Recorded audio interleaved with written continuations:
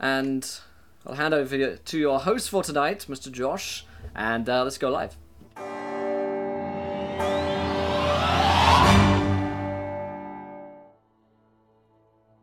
Encounter Roleplay. My name is not Encounter Josh, and I'm not a D&D sex icon. Just let that sink in for a moment. It's heartbreaking. So anyway, Will is unfortunately not very well at the moment, and I am less unwell than Will is. So I'm back, and I will be hosting tonight as we dive now back in for more Long March. So we have everyone else with us today, and let's just go around and meet some of the cast and crew. So I'm going to throw it over to Tall School first. Tall School, how you doing, buddy? Hey, doing good. You guys are looking forward to all of this. It's the Long March, and we're back, and there's ambushes and vampires and everything else. So am I. Nothing bad could ever happen, surely. And speaking of ambushes and people who are treacherous, how's it going, Laura Lania? Why me? What other people in this party are treacherous? Kazna, no, she's saving children, Orius is saving trees, and Gavin's saving people. Okay, so it is me. Hi. Good. Also not feeling that well, but I'm here, ready to play Zune. I'm playing. And you just muted yourself somehow. Anyway, so moving on to people who also know everything about ambushes because they live with someone who is a roguish and treacherous individual. Aero TV, how's it going, bud? Going well. Going to be playing Orius today, as per usual. And, I'm doing pretty well.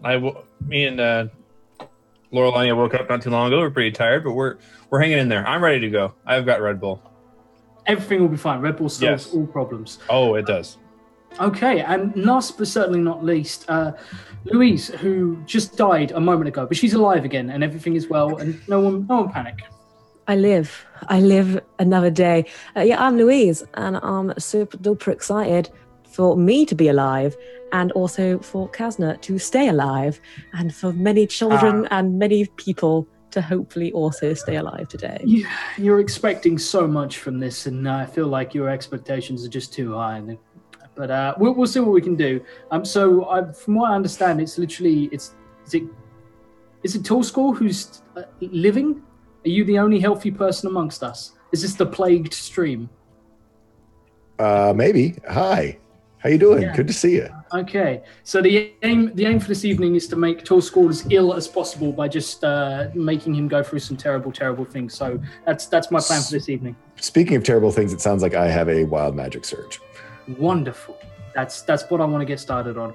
So use a wild magic surge for tonight. Because yours have been so terrible. Oh no, you poor thing. Oh heavens, I can't die when I'm asleep. Oh darn. Yeah. Like a vampire. You don't know you're a vampire yet. You're slowly turning into one. That's my plan. That's absolutely my plan. Yes. 5301. 5301. Okay, give me a second to just look that up. Just while I do that, who wants to be my guinea pig to do the recap looking at you, Tall School? Because you've been talking to me, and that's a terrible thing to do. Hey, well, so last time we, good old Gavin had just woken up from basically getting someone slipped a Mickey in his drink, and then he went all crazy. And then he was bleeding out and dying, and organs were exploding. And so, like all good paladins, he used his friend Kazna as a life support device. We got put in coffins and had dirt put on top of us. And then we were transported to this witch's hut by our good old friend Tavian, who is a jerk and an asshole. And basically, we ended up... there, basically, pretty much everyone. Good old Zune lost her hands again. I think we're on the 5th time she's lost her hands. And she got one back. Oh, she got one. No, but now they're gone again. But now they're hanging from my person. That's okay. At least they're near me. Tavian's and an orc's hand in her pocket for use later. We had Gavin who tried to talk down Lucas and Marcus, the vampire twins who used to be members of Hope's Return, his sort of group of cavaliers, I guess, who went through the war trying to help people as servants of the Raven Queen. Anyway, lots and lots of stuff happened. We all got... we convinced Lucas, didn't convince Marcus. We might have an ally in him. We found out more about their sister, who's sort of the master vampire in this whole little group. Tavian is up to no good. The Pentavol 5 is up to even worse. We are now in a caravan in basically giant wagons with big old lift kits and swamp wheels on them, going mudding through the swamps of Zamora, and about to get ambushed because our good friend Aureus was not captured, and as a wasp has just discovered us and the fact that our little caravan is about to be ambushed. Indeed. So you guys, last we saw Aureus was he'd gone into one of the caravans and found there was an individual that was being held in a big tin of something. And there was a lot of noise and stuff, and there was a drow ambush literally about to take place. So everything was wonderful. You guys are in a caravan. The rest of the party's in the caravan, just chilling out. Everything is fine. Nothing bad could possibly come from this. Before we do get into roleplay for this evening, I do just want to say that hooks and plugs, you guys can get involved with the stream. You can donate to give players nat 1s, natural 20s, or wild magic surges. All manner of lovely things. You can just look down below there. And also, if you haven't subscribed, hit that subscribe button. We have loads of cool things we do. So when we hit, I believe it's 20 retweets on our Twitter tweet out for Long March today, then you can infect us by giving us a viewer decision, which is great because you guys literally get to decide what happens to these idiots, and then it happens. So that's great. And also, if you haven't hit subscribe, please hit subscribe, hit follow, all that lovely stuff. And I am not also very good something brand new. Encounter Roleplay is now coming to you ad-free across all social media platforms. And if you'd like to support their new ad-free environment, please check out their Patreon, as that is what is going to make this possible for Will to keep us ad-free for the foreseeable future. Mm-hmm. Indeed. And I don't know why I'm reminding you of this, because this is a bad idea for me to remind people. Well, I do believe curses are still in effect during the month of October. Wonderful. Thanks, Kazna. You're welcome. So if you guys, everybody gets a healing potion but Kazna. yeah, absolutely. If you guys check out down below, you can find out how to give people curses as well. But real quick, Gavin, does Gavin have any sort of long-standing bank statements, contracts? Does he, need to pay taxes or anything like that? Just out of curiosity. No? No, because he pays his bills on time. He's probably one of those people who actually does pay his bills on time and stuff. Absolutely. Pays in cash. Oh, okay, pays in cash. Okay, because you certainly can't write any checks anymore with your new Wild Magic Surge. Target can never again speak or write his own name. So good luck signing for stuff, anything, ever again. I hope you're not an Does that mean if someone asks you what your name is, you can't tell them? I'm probably going to have to do titles and such. Ooh, this is going to be fun. Okay. Thanks. Is that a forever thing? Yeah, that's a forever thing. That's going to be fun to watch. That's exciting. So we should get you a new name. Indeed, yeah. We're just going to have to pick a new name.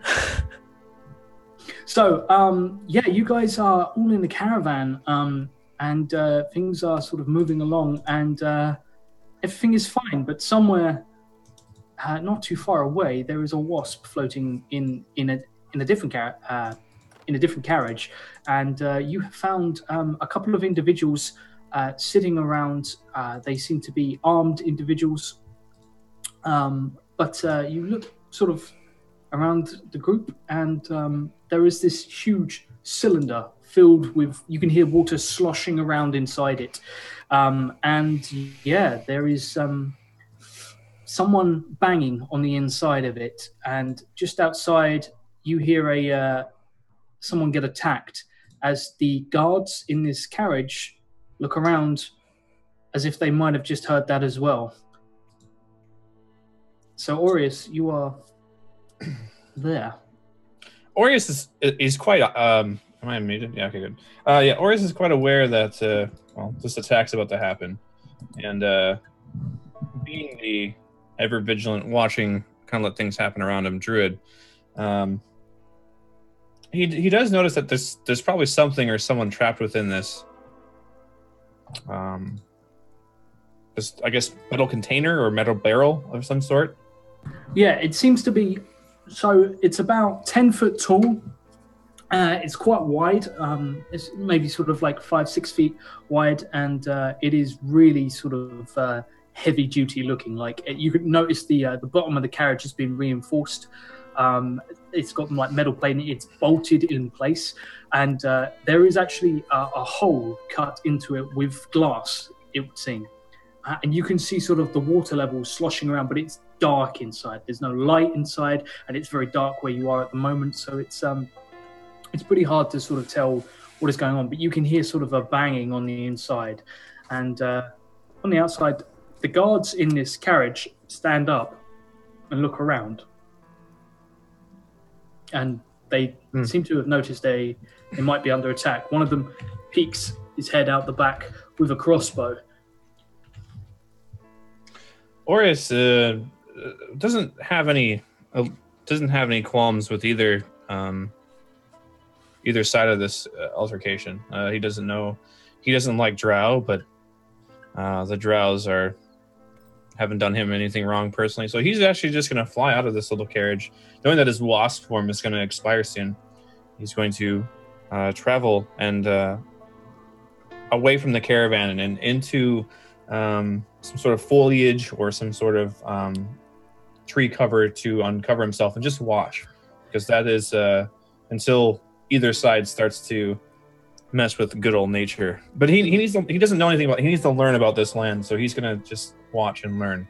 Okay, so you watch as you fly out and you find like a deep, thick brush. Like this is like really tangled and knotted, and it's hard to see through. It gives you great cover, but it's also it's got these sort of weird barbed spikes that sort of stick out like thorns with hooks on the end. And I mean, it's a really unpleasant looking sort of plant, and definitely not one that you recognize.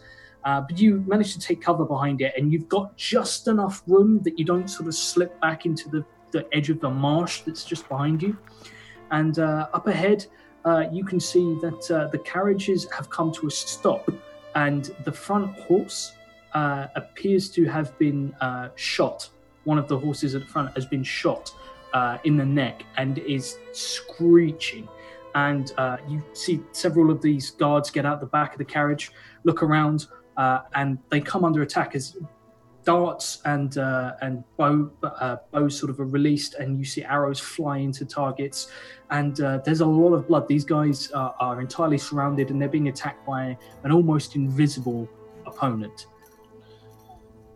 Aureus, seeing the horse injured, now feels as if his stealth within the this bush is. He needs to help the horse, so he's going to assume human form, but cast invisibility on himself. Okay. And he's going to walk over to the horse, and hopefully trying to dodge these arrows. And he's going to approach the horse and examine its wounds, see if it's dying or. Okay. Give me a stealth check as you do. As you tiptoe your way over to help this poor wounded creature. And a 13. Okay. You're actually going to take one or two attacks as these guys sort of you try and sneak your way through, and these are a disadvantage because they're trying to shoot at someone who's invisible. Does a 16 hit your armor class? It does, but I have the permanent stone skin, so it takes half the damage. Okay. All right. I think my AC can't go below a 16, I believe, with stone skin. Believe so. So the spell integrity has resistance to non-magical. So yeah, I would take the damage, but I would take half of that with the resistance. Okay, so you take 7 piercing damage, but can you give me a con saving throw? As unfortunately, these are drow, and they are using tipped Drow poison. arrows. Yeah, Yes. indeed, which is always fun. Con, there you are. Nat 20, goddamn. So yeah, this shoots out and it digs into your now hardened skin, but it cracks. Like you watch as the shaft of the arrow just splinters apart, and just the arrowhead is stuck in your arm. But it's not bad. Sort of like it's okay. Would I take half of that 7? Would that be like a 4 or a 3? Yeah, it'd be a 3. Okay. The arrow comes by, it hits Orius in the shoulder. It winces. It doesn't pierce his new gift from Sylvanus, and he smiles and almost nods in appreciation as to Sylvanus' gift, and he approaches the horse and attempts to see if the horse is dying. Okay, give me a medicine check. And yeah, this horse has been shot twice. You can see on a 23. It's got two arrows stuck in its neck, and you can sort of see as you reach your hand down to sort of pull apart the mane. It's been hit sort of in the back of the neck. The horse is still alive. However, whatever poison they have laced these arrows with, it's probably succumbing to the effects, and it's pretty much giving up the fight. Whether or not it's just going unconscious, you don't know. You check sort of its heart rate and its flank, and you just feel like it's in trouble. Like, this horse is probably not going to make it. It's going to succumb to disease and 1,000,001 other things here, or it will just be put to death. Orius looks at the horse, and he looks around him quickly to see if there are other horses, obviously, for every caravan. Are there any these men by the caravan at all?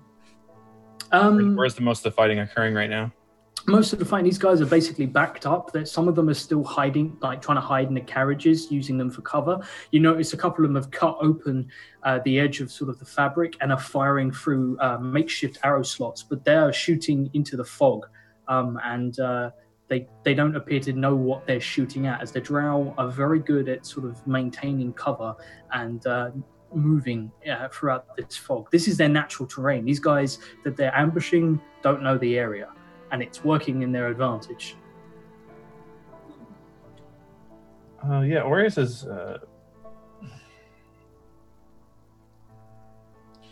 he really has no other choice here. Orius is going to break his invisibility and basically use his Staff of the Woodlands to cast a wall of thorns around all of the carts. And he's okay. And as he does so, he's going to say, "I've watched you creep through these swamps. I mind not your quarrel with these others, but the harm to the animals shall no longer commence." And he's going to put up a wall of thorns. Oh damn! Okay, so a couple of these drow are going to get caught straight up in that. Let me give him a chance to try and get out of the way. Where are they? It's I can put the spell card in there for you. Yeah, it's weird. It doesn't. Yeah, on a 7, they don't do so good. And you notice like a couple of them are just basically cut into play, like they just suspended there amongst the thorns, bleeding heavily. They don't appear to. I mean, from your professional opinion, they might not survive this. The ones that are actually caught in the middle of this. However, as you see, like basically the fire from the other side stops, and one of the guys next to you see sort of has a sword basically almost at your ribs. Like one of the guards, you just appeared out of nowhere. He's got a sword like almost poked into your ribs, but had stopped and realized, actually, this guy might have just saved our lives. And who are you? What is this? I am Aureus of the Elysian Forest, servant to Sylvanus. I've come here in search of a few friends and on order of my god Sylvanus to restore nature in this land. And unfortunately, you in this party have been one of the first I've encountered to harm nature directly. And I'm here to preserve these horses and their lives and to end this quarrel now before any more get injured. He looks confused, like he doesn't seem to quite understand what you're getting at, and says, "So you're on our side, then? Yeah." Nature chooses neither side; it is a part of the balance. However, the drow within the swamp firing upon you has injured these animals. I suppose for now you could consider me on your side. He nods, and okay. Well, good. Thank you. So, what do we do now? And he sort of looks around as now the entire sort of caravan is surrounded, and they have sort of no way of getting through this. I say, was Aureus able, because he followed the drow for a while, was he able to tell about how many drow there were? Because he was able to gather a decent amount of information. Total number, it's sort of, they seem to pick up a few people and lose a few people along the way. You probably count maybe somewhere in the region of 20, but there could be more. Maybe they met sort of other people, they scouted it out. So whether or not they have reinforcements, where they came from, you're not really sure. Aureus looks at the man and says, have your men draw your swords. I will bring the drow to us, lest they come through the thorns. And Aureus would then, because he is a grassland druid, is able to walk through magical plant life creatures without harming himself. Okay. He's going to begin walking through the wall of thorns, and he's going to look for any drow that may be within about 10 feet or so of the wall. He's going to kind of peek his head out and see what's all going on outside the wall of thorns. You poke your head out to see quite sort of like a heavy, thick fog that is permeating in every direction. Give me a perception check to see if you can make out their number. And you sort of, they're there, and you remember vaguely some of their positions, but there's every chance they sort of moved around. It is... 1 second, sorry, there you go. That's cool. On a 19, let me just roll for these guys. Your rolls are on fire today. What the hell, man? Well, I have observed and I'm a druid, so perception's almost no matter what. I say there's a plus 14 on that. Yeah. Yeah. I was like, okay, dice god. You managed to spot all of them, pretty much on this side, as there's about 8 of them with bows, all sort of aiming in your direction. Seem to be sort of having a conversation very quietly. They're spread out and they're having to pass messages down the line. But finally, one of them sort of steps forward very, very slowly with the weapon drawn at you. And she looks at you. Yes. I tell her, I have no quarrel between the two of these bodies. However, you have harmed some of the beasts within, and that I do have a quarrel with. I suggest leaving this area, or at least allowing the beasts to leave before you continue your quarrel. They pause, and you sort of looks to the others. You wish us to let the horses go. Is that it? Yes, I have. As I have explained to those within the Wall of Thorns, I have no quarrel between what is happening here, and nor do I have interest of what you truly want. However, I am a druid of Elysium and that of Sylvanus, and you've harmed nature here in a way that I cannot let pass. It is by my code and by the law of Sylvanus that I must intervene. She sort of stands there and just says, "We will allow the horses free." And she slowly sort of slinks back to her position. Very well. A moment. And then I would go back into the Wall of Thorns and I would tell, I guess, is the man still standing there pointing the sword at me? Yeah, he's now pointing a sword at you again. I thought you said you were on our side. I'm on the side of nature. They've agreed to let the horses go, and if you agree to do so, then I will let go down the Wall of Thorns, and whatever business you have to conclude with these men or these drow outside, it shall continue. So you're just going to lower the wall and let us die? Your quarrel is not of my own. He looks to a couple of the others who are sort of reloading their crossbows and seem to be sweeping sort of the area.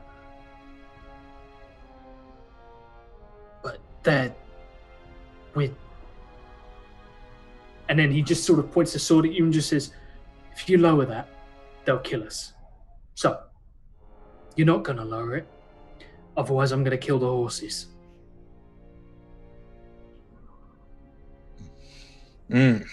What a predicament you've put Aureus in here.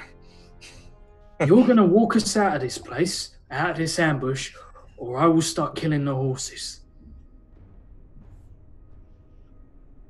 Very well, then. If you kill a horse, then you too shall share its fate.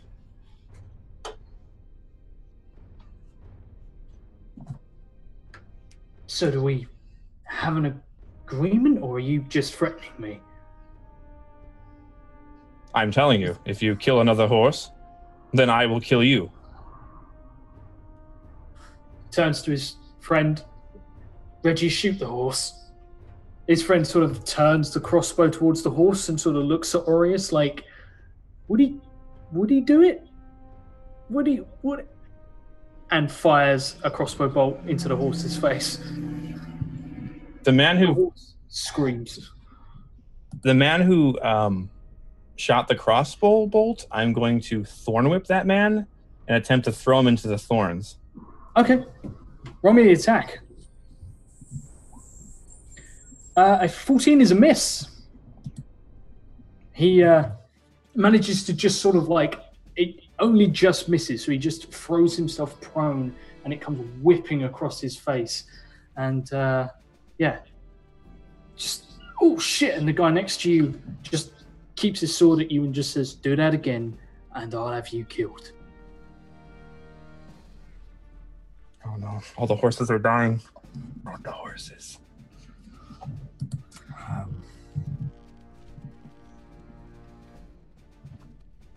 What's it going to be? Very well. And then Aureus would kind of stand up straight, and he would look at the man, and he would walk out of the thorns. And as he walks out of the thorns, he would say to the drow outside, ensure that every man in there dies a painful and slow death. Try to avoid the horses. And he would lower the wall of thorns. The man just looks at you, reaches down, and he's gonna make a grab for his hand crossbow, and he's gonna shoot you, Aureus. Well, he's certainly going to I would try. hope so. On a 14, he misses just. He just reaches down, grabs the hand crossbow at his hip, realizes like he's probably about to die, and he fires this crossbow, and it just zips past him and goes straight towards the female drow who's standing there. And she just about steps to one side, looks up, looks annoyed, and immediately there is a hail of arrows that come out of the dark, out of the fog, and he just takes like 4, maybe 5 hits, and blood sprays from his mouth as he glares at you. And she marches forward and reaches out a hand and just green energy sprays out from her hand and just encapsulates this guy, and he chokes, and the next goblets of blood come up sort of boiling. Could I make some sort of like a nature check to understand? Because I think I made the check before, but she's using it again. Could I make? Yeah. This I think you made a nature check. Is something. Could I make some sort of an Arcana check? See if Aureus knows anything about this. Yeah, give me an sure. Arcana. I'm very good at Arcana, but Aureus 10. wants to. You know whatever this is. It's probably poison, but other than that, okay. And he sort of coughs up a goblets of blood, and a couple of the drow sort of move up, and there is no more outgoing fire as these guys appear to have either given up or have taken enough hits to no longer be in this fight. And on the other side of it, you hear people sort of climbing into carriages and stuff. And this female drow walks towards you, looks you up and down, and she says something. You don't know what it is, but it sounds like a question. I only speak Sylvan. It's not Sylvan or the common tongue, yeah. No. Aureus would look at her and say, in the common tongue, I do not speak the tongue you use. And is it familiar to me at all? Has it been a tongue I've heard before? Is it a dialect or some sort of? It appears to be what you heard them speaking before, but she seems to be satisfied of your confusion and turns back because she's already spoken to you in common once, and she says, "I just wanted to check. Are there more of you?" Aureus looks at her and says, I've followed you for some time. There are more of us. However, I'm unsure where they are. I'm in search of them. Very well. In which case, you may leave. Very well. Honorius would say, I have been in search of a few of my companions, one of which looks like this, and then I would shapeshift to Zoom. She looks you slowly up and down, and I believe she is one of your kind. Can you yeah. I was gonna say, please mute when machine gun typing. It's cool. Was that? You are now muted. I think you're mute to the Oh, okay. Yeah. You guys. Yeah. So anyway, yeah. You sort of shapeshift into her. She looks you up and down. She's a pretty hard woman to read. She just nods. Very well. If we see them, we will inform them that you are in the area looking for them. What business do you have with them? They are companions I have met. We were a part of a great war, and in an effort to drive back the forces of Hex, we traveled together to the Orc Wastes, and we seem to have separated. We have business here in Lymore.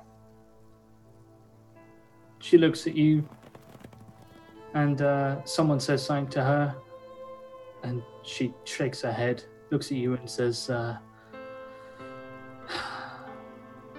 very well. Well, we have no interest in your wars.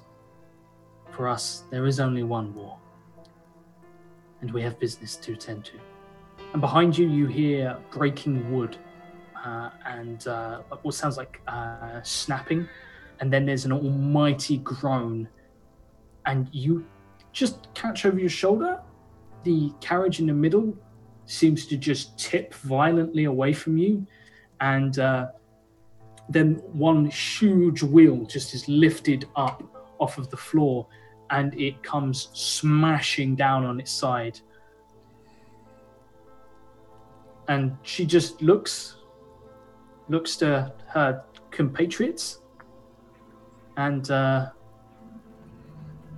they slowly begin to slink back into the fog.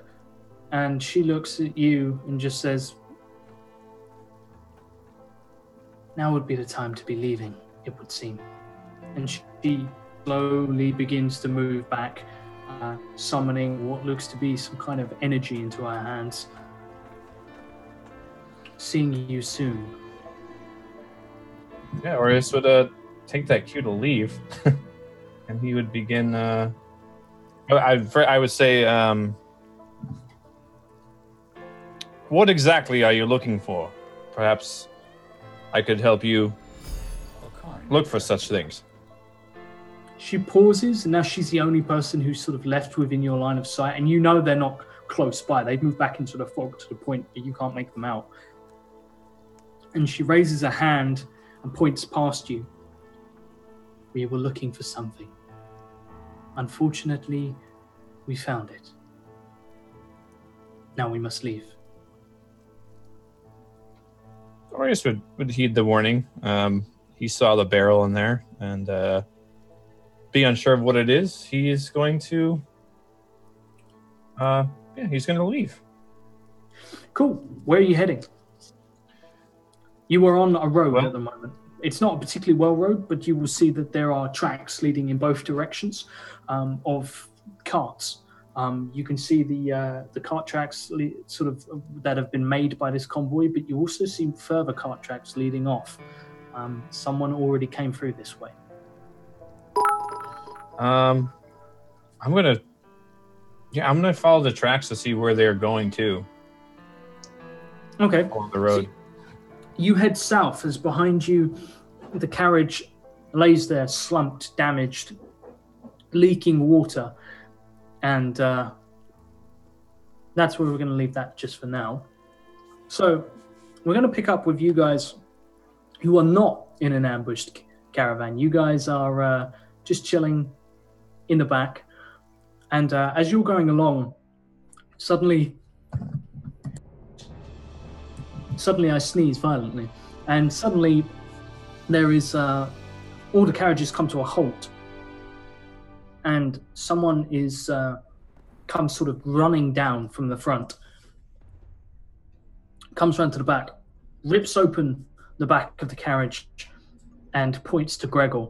And two guys get into the back, and basically gesture that Gregor is coming with them, one way or another. And as they are sort of dragged, As Gregor is sort of dragged up the back, he is informed that they need him for something. As they inform you that the second caravan has been ambushed and they require a rescue party.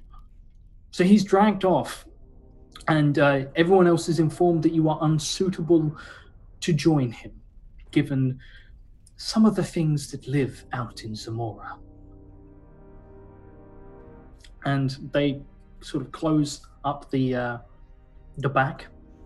And as all this commotion sort of goes on, I'm going to ask dear old Zune. Oh, buddy, now we're back with the party. Gonna need a wild magic surge from you, as for Irvin donating, and also Irvin's giving me something else to play with. You know, it'd be helpful if I had Roll20 open. It would indeed. Would you like me to roll it for you? I can get there in just 2 seconds. Roll20 isn't lagging. Roll 1. Yes, it is. Never mind. Roll 1. Yeah, maybe you should make that roll, because it's not going for me right now. Oh, no. Oh, I thought that was 10,000. I was like, excuse me? Maybe I take that back. I want to live. Okay, all right. 3,768. We'll get to that in just 1 second. But yeah, you guys are sort of all hard on the back. Gregor is dragged out sort of with much profanity and swearing for the first time in a long time. Fuck, you know, so on and so forth. And then for the first time in so long, it is calm. It is peaceful. And you guys have no constant swearing. And yeah, it's lovely. Like, it's not so bad. But you guys have peace and quiet as Gregor is dragged away. That's an amazing... Oh, I'm gonna read this one out for you guys in chat. When caster next enters a lake, his clothing inflates. That's amazing. That's Can something it- I'm gonna have to write down. Can so it be like with helium? She just starts floating away. Like a Mayday parade. It's gonna be amazing. Oh man! Oh, everything on this is still. I'm putting it. Can I put stuff back to simple mode? Is that fine, or do we have to keep it in the new No. updated? Okay, I'm sure. great. That's great. As from Zune to Balloon, the autobiography. It's going to be wonderful. As you guys are now sort of left alone in the back, and there's the carriage is sort of stopped, as has the convoy, and people are sort of dismounting, and finally they open up the back and ask you guys to get out. And you see around you, you're in the middle of what seems to be a plateau, big grassy expanse. It's got quite late in the day, and from what you can tell, it appears that they found a place to rest up. This is a big sort of almost island in a network, like a spider web of marshes in every direction. It's probably about 50 feet across and 50 feet wide. It's roughly circular, but it's really uneven in places, and there's very little vegetation here. The grass is quite long, quite wild, and actually quite dry, given how boggy everything is. It's still wet with dew, but you've come to a stop, sort of the caravan has, and there also doesn't appear to be a way forward from here. This appears to be as far as the road goes, and other than that, it's just one sort of way back, and then really uneven terrain that would be incredibly difficult to take a carriage along. And that's where you guys are, as you are sort of forced off the carriage. People are setting up what appears to be like tents and laying down sort of ground sheets to cover them, because of all the sort of moisture and bugs and horrible things that are probably lurking in a marsh like this. And you guys are sort of left bunched together, being watched, but not really the focus of attention right now. Well, at least we're here. To do what exactly, sister? Wish I knew. Guide, protect, something. Recover. Mm. There's a secret here that we need to figure out. The Pentaval 5. The Pentaval 5. Can we just kill them and just get it over with already? Well, Killing them is not the answer. All that will do is make them stronger. They will be martyrs. Their names will go down in history. We have to discredit them. We have to show them for the charlatans they are. Gavin, you steal my drow heart. That was exactly what I was going to suggest. Common sense. I didn't know you're kind-headed in you. No offense. Where to begin? We're not exactly in a position of power. I'm almost afraid to cast my own spells. I hate to say it. Well, we could just work on the rumors that are already out there. Someone comes over and thrusts a roll mat and what appears to be a packed away tent into Gavin's arms. Hurry up. And wanders off. And you are left to sort of make camp. Yep. No, Gavin knows how to do this. Me being handy blacksmith guy. I'd watch in amazement as I have no idea what the fuck he's doing with pegs and holes and where shit's going. I'm just like, that you can really pitch a tent. Yeah. Look at you go. Yeah, actually, seeing as one of my hands is actually inside the iron casing, I'm kind of like using it as a hammer, and asking Kaz to hold this while I, take care of that. Because there are literally 3 hands between the 3 of us. I actually I'm Thanks. holding 2. DM, yes. Actually, there's I'm holding 5. Just 2 two of of them them. don't happen to be connected right now.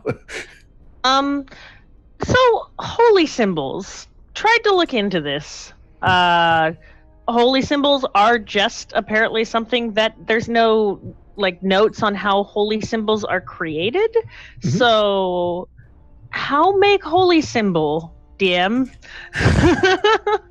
Well, I mean, are you in reference to Gavin? My character, Zune's thought is, you would be the most useful with your spells at the moment. You're kind of the linchpin of the group. And if we can craft you holy symbol of the Raven Queen, then you don't really need your hand and shit that's in there, do you? You would need a ritual of some kind. Do you know the ritual of your goddess to create holy symbols? Gavin sort of smiles at her and, Zune. A holy symbol is just a focus. It is about your faith and about your belief. My magic user nose crinkles as if smelling something foul when he says that. Faith, belief, everything is tangible. I've already cast a divine spell after they took what they believed was my only way to cast one. There was not just a spell reserved in your mind from the last time you had a holy symbol available to you. You still have to have it to focus. You see, I was always a blacksmith.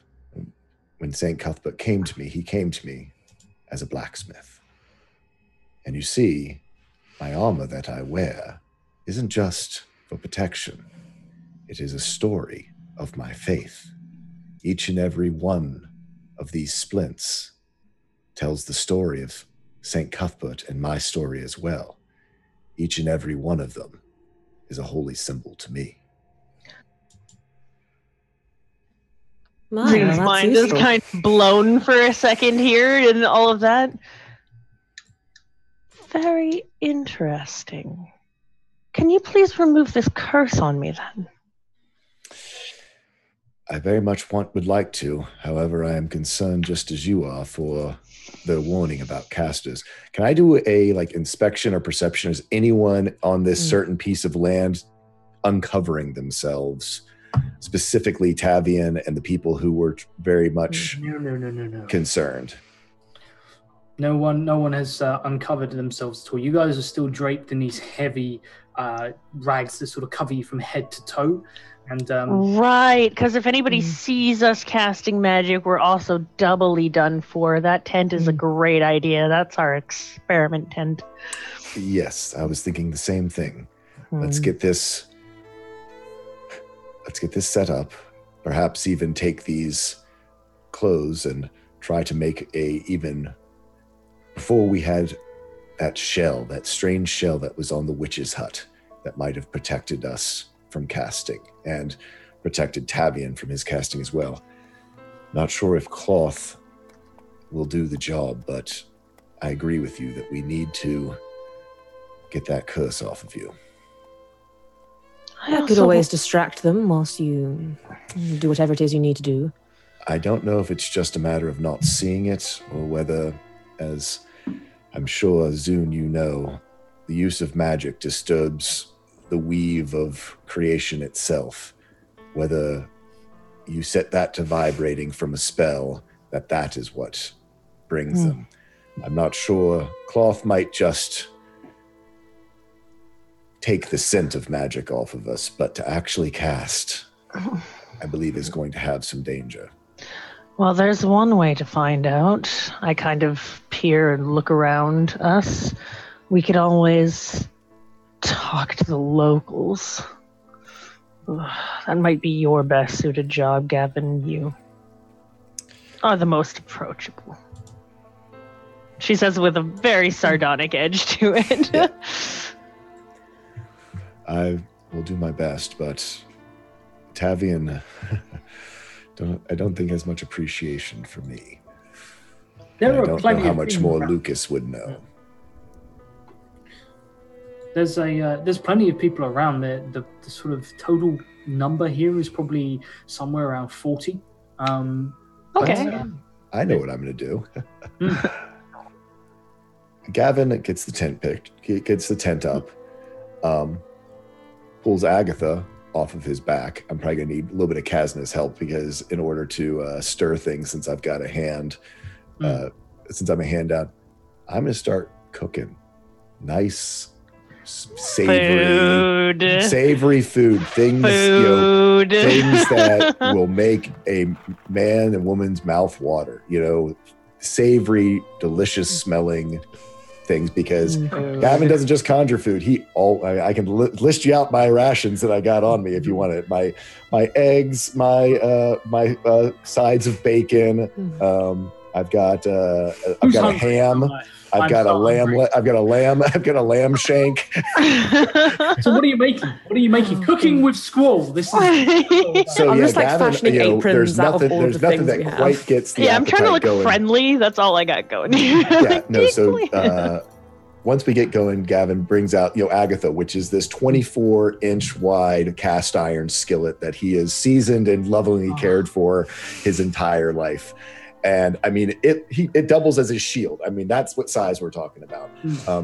I actually did the calculation. It weighs about 25 pounds because it's cast iron. But so nothing. You can't get a meal started without bacon. So he gets Kazna to help him out, begin to slice off some nice thin bacon and gets that going, because that's going to get you some nice bacon grease for the pan and to flavor everything else. But nothing gets the stomach after a long march. gets you going, smelling that bacon on the fire. So he gets the bacon fire, and he actually is kind of a with his folk hero background was because he's kind of a show cook. I mean, it's like watching someone on the cooking channel. He's talking and flipping stuff, and trying to make himself seem as unconcerned about his predicament of being being a prisoner with one of his hands in this crazy mitt, and his for intents and purposes his holy symbol taken, and starts with that. He gets a lamb shank that he sort of wraps up. He has some tin, real thin banged tin that he uses for cooking. So he wraps it inside this tin and basically gets it, nice and searing out down in the coals. So it sort of makes a little chimney. So you get lots of nice steam and savory smells coming out of that. Can I do a survival check to see if I see any kind of tubers or roots around to get some green or vegetable in here or spices? Give me a survival check. On a 24. On a 24. Like an onion. Yeah, you find something that's almost like reeds, but it's thin. It's like very thin. It's sort of like, it looks like it will be solid. It looks like it would stand up to the wind, but sort of as you grasp at it, it sort of it pulls away, and it's almost like it's almost got a chivy sort of scent to it. That'll work. Nothing too overpowering, but it is a nice little bit of flavor. Yep. So getting some of the chives in there. And he probably always has garlic with him, because what's cooking without garlic, and that will keep. So he starts getting this really savory meal going. It sort of keeps cooking more than any of us could ever eat. Oh yeah. And just sort of seeing whose stomach starts drawing them in immediately. You're not going to have to roll. I like it. I was going to say at 27. Dan, you walk over and start. Where are you doing this, by the way? Where are you cooking? I'm assuming in this sort of high ground, I'm going to, because I'm not sure if if they've made a bonfire, I'll do something off from the bonfire. If they haven't, I will do, Gavin knows how to make a smokeless, hidden, stealth fire that he can still cook on. Yeah. So immediately people come over and they start catching whiffs of the smell, and you hear talk of there's a couple of guys standing around and they're trying to figure out whether or not you should be allowed to do this. And finally, two of them approach and they come over sort of with shields and hands on their swords, and they look pretty pissed, and then they inhale and they're just like, there's plenty for everyone. Bring your mess kit. And no sense anyone's starving out on the road. And he unstraps his shield from his arm, and he just raises it above his head and slams it down right next to the fire, and just make a makeshift windbreak. Not that there's any real wind here, but it also shields sort of the light coming out of it. And his friend's just fine, brings his shield over, sort of pushes it down. It's nice, soft, really moist stuff, so it's easily in. And they sort of sit awkwardly, and they, all right, look you up and down, like thinking to themselves, like, we probably shouldn't, but we will.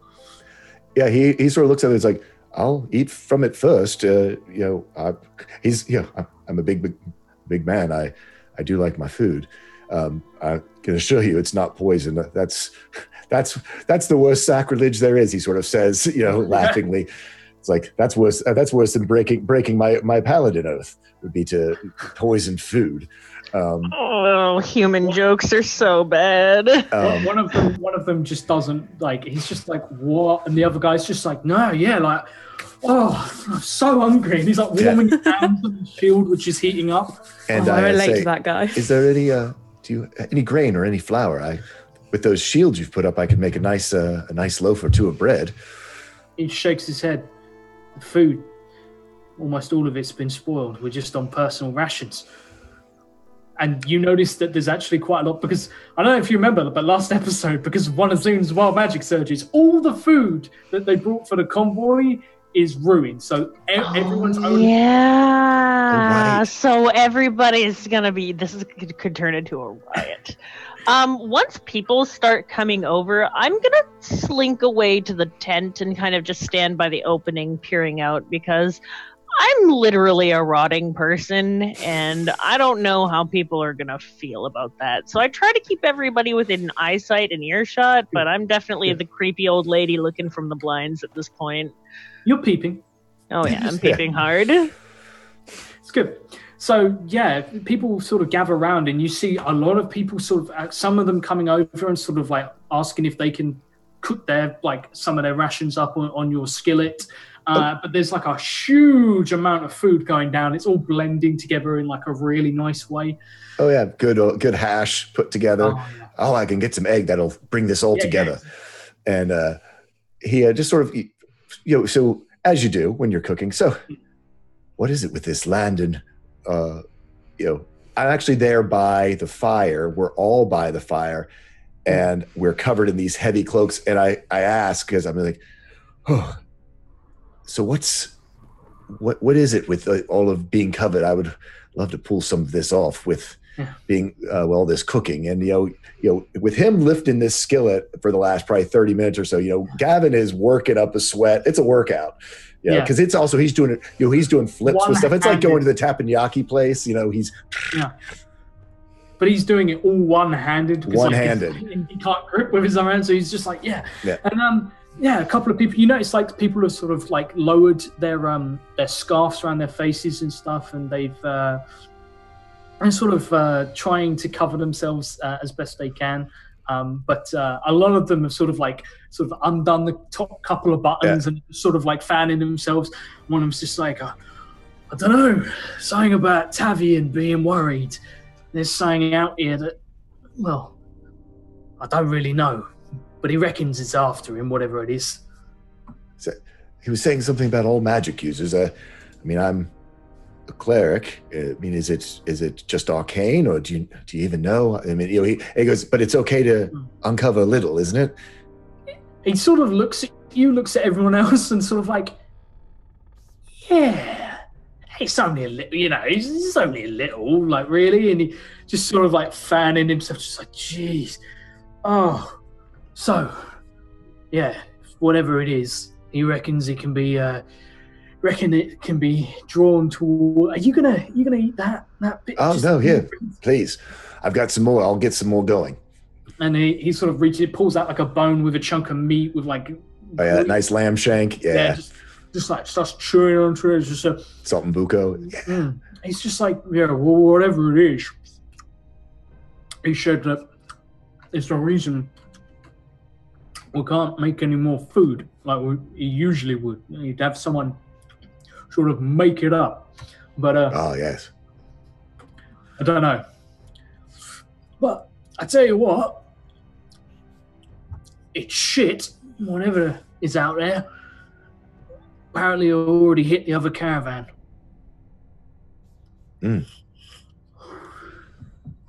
So is it spirits? Have you ever seen what we're talking about? He shakes his head. No, you just hear it. It's in the fog somewhere. They used to talk about birds or something. A circle above. And they make these noises like a horn that sounds far away, but it's all wrong. Never heard it myself. Probably bollocks. My money would be on drow or raiders or something. Ah, the raiders in the area.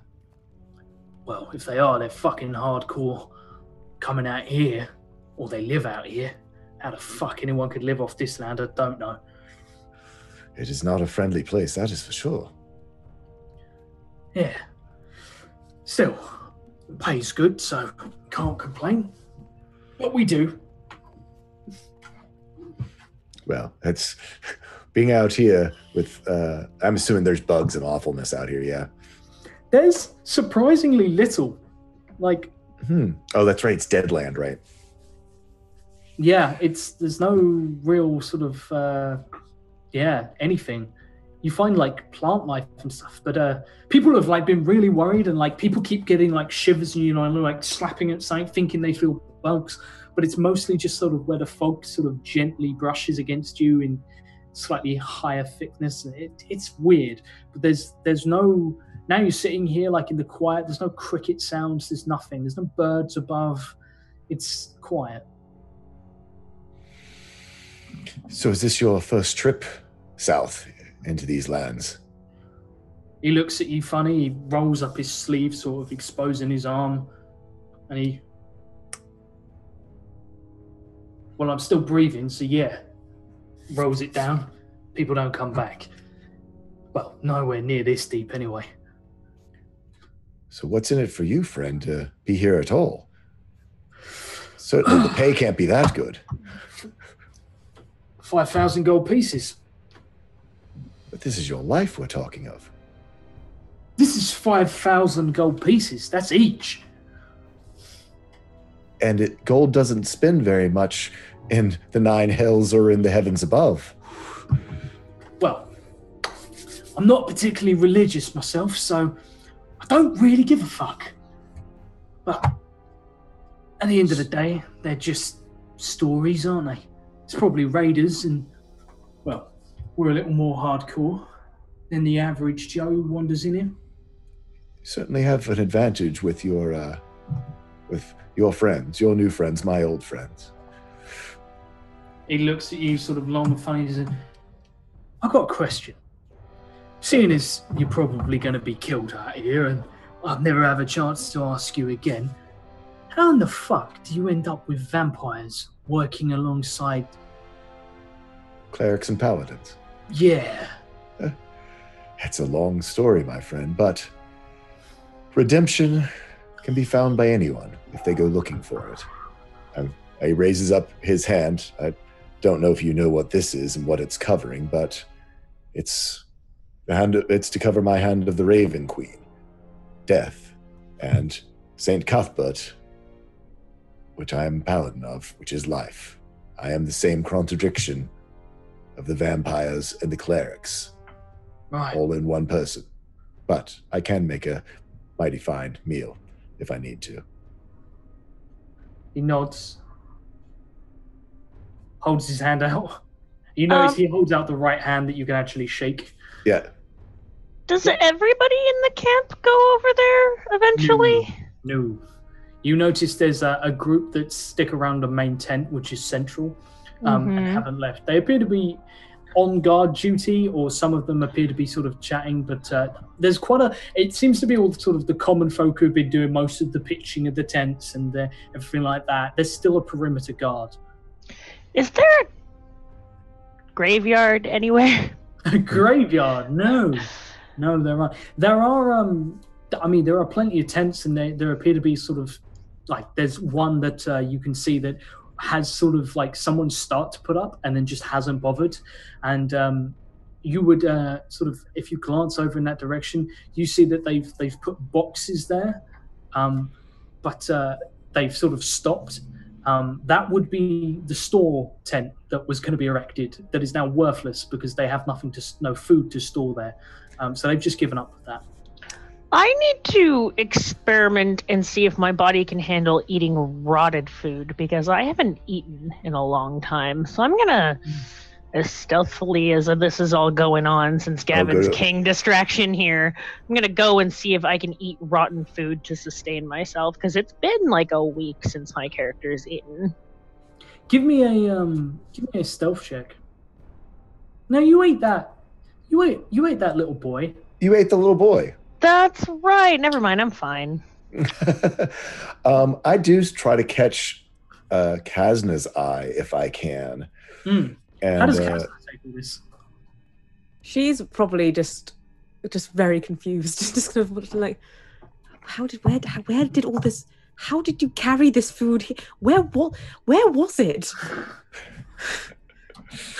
I mean, it's in Gavin's haversack, handy haversack. Oh my God. So it's in a different plane. That's how. I'm claiming that our DM didn't punish me by having it affect things that were on a different plane. Yeah, no, that's yeah. So far, you haven't done anything like that. So yeah. So, I'm. Gavin is not good at this, and neither is Tall Squall, so this is going to be awkward. But Gavin's going to be like trying to catch Kazna's eye.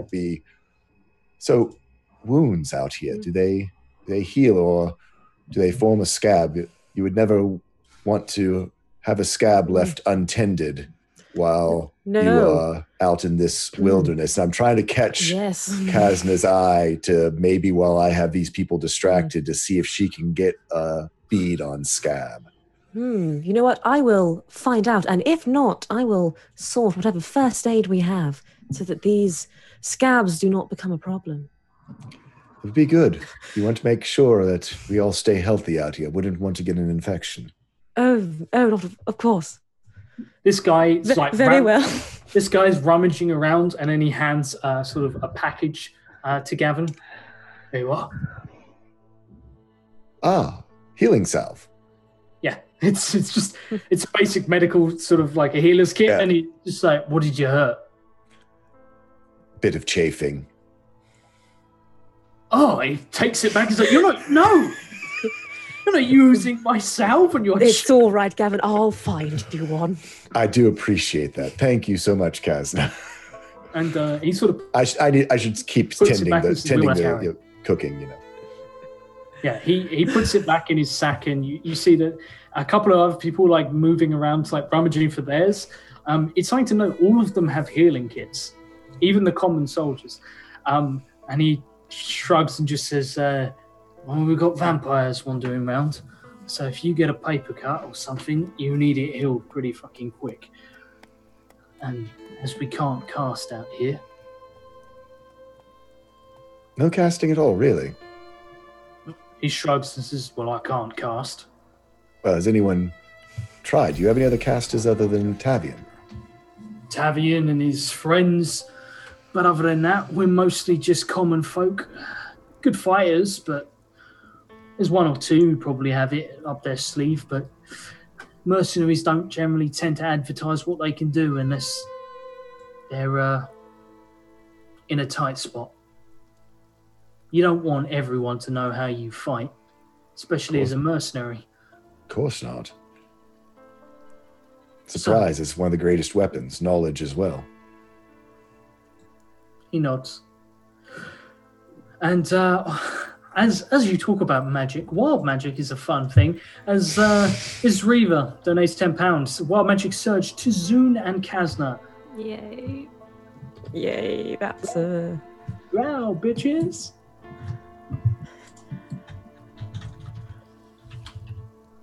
Okay. Okay, so Kazan, what's yours? Man is 3117. 3117. There's almost elite, but just a... Caster immediately finds all adopted tieflings in the area. Oh my god! What? I'm not gonna read this one out. That's always a good sign. It's definitely Caster immediately finds all adopted tieflings in the area. Absolutely. And what was your one, Zane? 6945. Lucky number 6945. What? favorite Tell number. us what she's won, Josh. 6945. Yeah.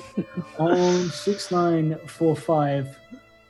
I'm just picturing, what was that game show where they all have to like yell out the number for the piece of furniture? Oh, Price is Right. There it is. Oh. Okay. Oh, there we go. Alright, let me just Are you copying and pasting it? Is it that bad? yeah, Oh no! so Oh, can we not know either of them? No.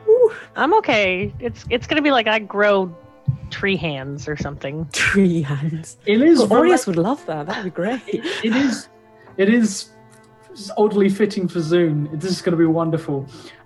So yeah, Kasna, you sneak off to sort of go have a look. Is Zune also sneaking off to? Oh, absolutely. I don't want her going off on her own. Okay, so But I kind of stand slightly behind her to let her do all the talking and me whisper in her ear the things I need said because I stink like rot shit out here, I'm sure. yeah, it's not good. Roll me some stealth checks, you guys. This isn't necessarily conventional stealth because people are probably going to see you, but it's just more blending in as everyone. I blend not at all. Okay. I I am the least blendy. do. Okay. So Zune, roll me 4d6, please. Do it. Do it now. For the next 16 minutes, target's arms are as limp as rope. So you try and sneak over and you bump into two heavily armored guys who are walking. You try and slip through them and they both just give you dead arms. And your arms now flail around uselessly with no hands attached to them. Like some freak puppet woman. Oh, it's glorious. It's so good. It's so good. And yeah, so you sort of like try and catch up, but they sort of drag you back as you're trying to sort of slip away, drag you back to your allocated tent. However, Kasna uses Zoom's slight distraction to slip off. Thanks, dude. I just don't have words anymore. Like my fucking body alone. Like your body is just rebelling against you. It's just you need to ascend to be a lich now already. I can't deal with this shit anymore. I'm gonna need therapy after this campaign. Like, oh, it's good. It's good. Oh, oh it's my so god. So. It's- I can't wait to play in one of your games someday. It's going to be so much fun. Yeah. She's gonna destroy you, We're just man. not going to have a body. We'll just be a head in her games. Then I'll quit because always quit while you're ahead. So, moving on swiftly from Does that that. mean I I'm can out. quit now? And I can I'm out. leave? You managed to slip away, and I presume you're looking for scabs. So give me a perception check. As sort of like you managed to sneak around this this makeshift camp. Soon goes really quiet. Kasna like walks around, and you have you keep checking, like you're going up to tents and listening and stuff, and finally, sort of you think you found the right tent, and sort of like you sort of like pretty sure that Scab is in here. Do you enter?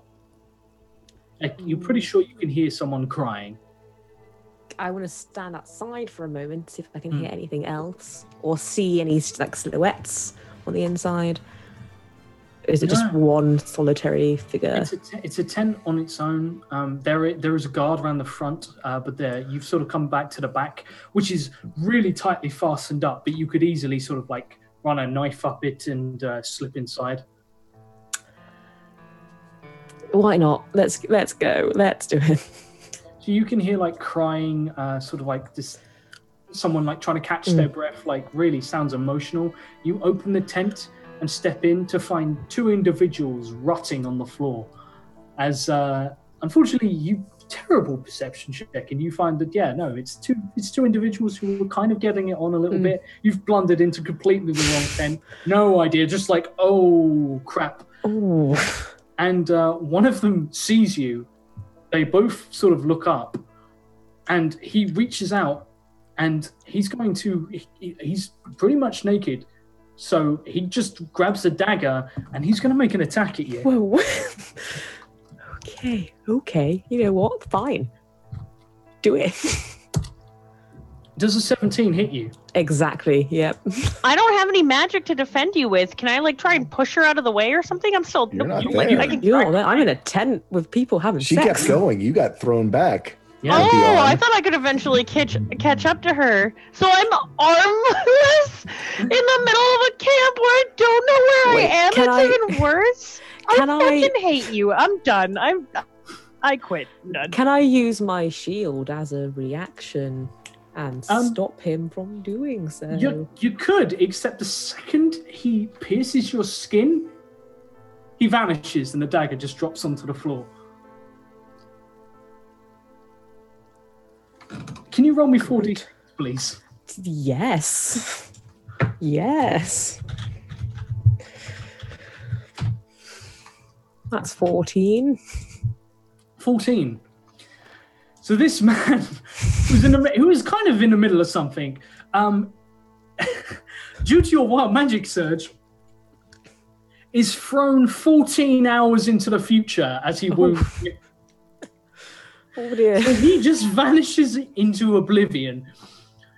And that's I'm gonna try to hide my surprise initially, and then turn to the partner that was also inside this, and just slowly back out of the tent. Eye contact all the way.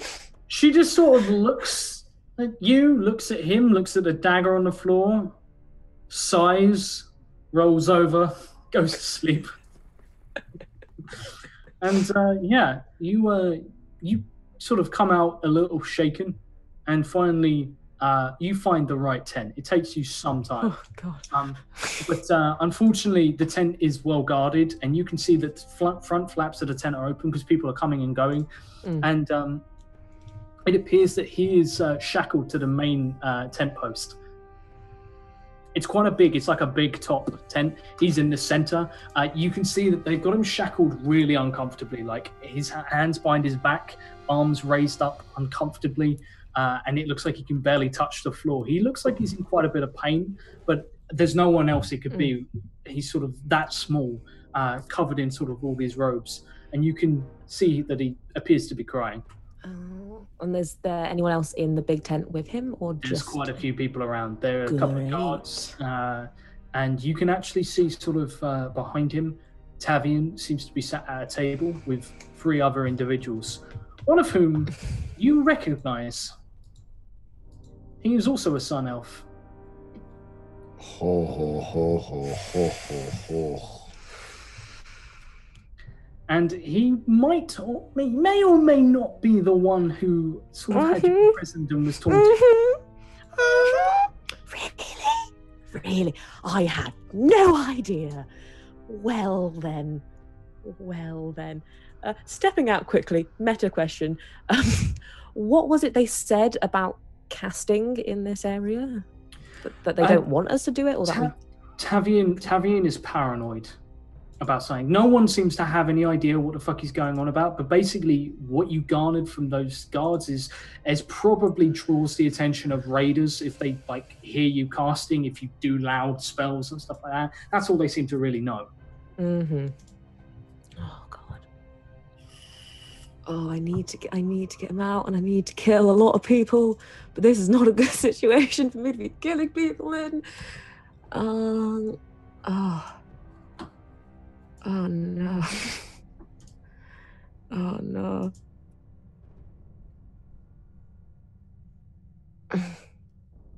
As you sort of contemplate what to do, you can see the conversation at the table seems to be getting pretty heated. You can't hear what they're saying, but you notice more than once Tavian slams his fist down on the table, and people recoil slightly as he slams it down, and he makes quite a bit of noise as he brings that new appendage of his down. Can I maneuver around the tent so that I can hear what's being said? Give me another stealth check as you try and eavesdrop. Oh no, that was a bad idea. Cass. Has it been 16 minutes yet? It's getting there. That's a 4. You suddenly you get round and you sort of leaning into the fabric, and you hear the sound of someone arguing. You hear Tavian basically shouting. He's shouting in Elvish, and he's saying it quite quietly. Sort of like that. You know when people sort of like quietly rage, so it's like a raised voice, but he's trying to keep it. So he just needs to know where they went missing. And everyone else at the table there's pause and there's quiet. And finally, after a pause, he says, Nobody can tell me where they are. And finally, a similar voice to one that once taunted you quite meekly says, We're doing everything we can to locate them, but at the moment, no. I've dispatched a rescue team, but at the moment, she's missing. And then from behind you, you hear the sound of metal being drawn and feel a blade between your shoulder blades, just the tip pressing in. Dinner's ready. There's a pause, and you hear a voice chuckle, and then a blade comes through the tent, maybe about sort of a foot from your face, and draws down, and Tavian just pulls the tent open and looks at you. I have my hands up. Dinner is served, or will be soon. We know you mentioned that all your food had rotted, and since we are in this long haul together, we thought, why die before we get anywhere? He looks you up and down. Get her out of here. If she's wandering off anymore, take her out into the fog and kill her. Charming. Cook dinner for a man and he tries to kill you. Honestly, this is why I never had a long-term relationship. All right then, let's go. She'll start walking back.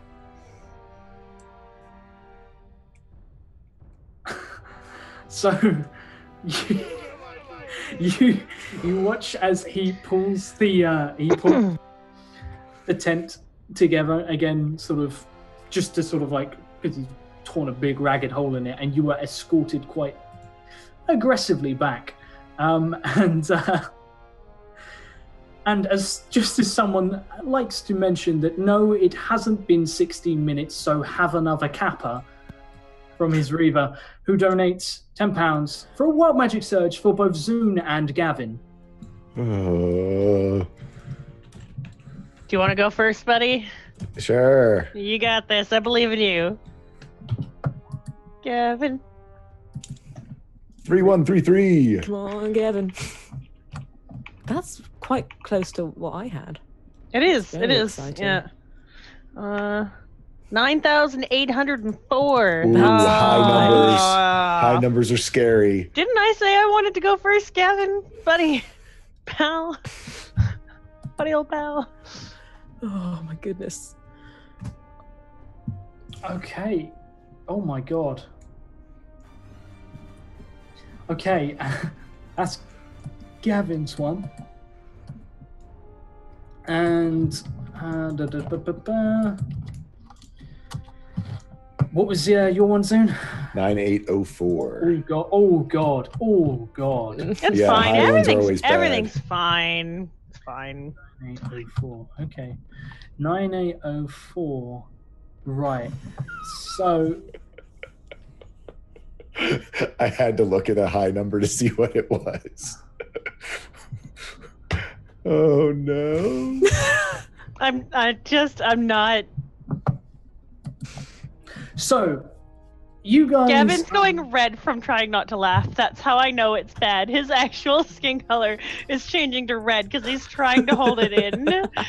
So proud of you, Gavin, for trying, but it's literally written all over your face. It's nothing bad. So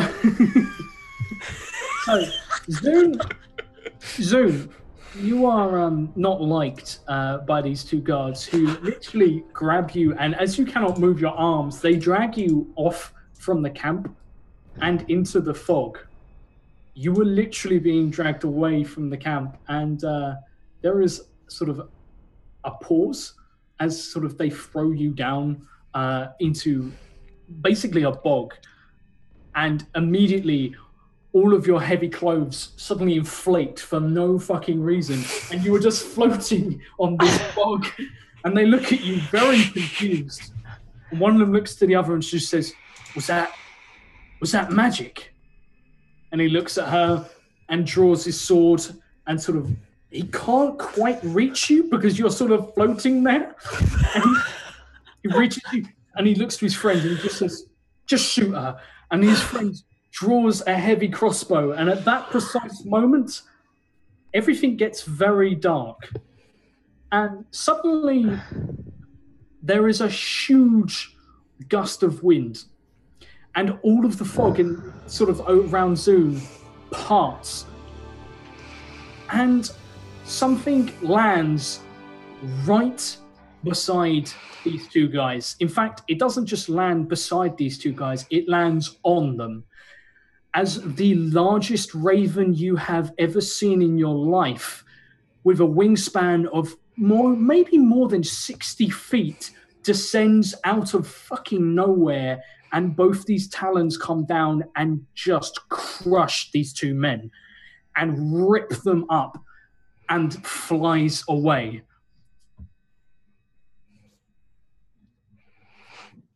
Can I pop my clothing? Yes. Okay, I pop my clothing to descend the few feet I'm hoping, which I don't take any falling damage. And I need a minute to consider everything that's happened in the past 15 minutes. I think that was, my character truly believes in this moment that must have been the Raven Queen.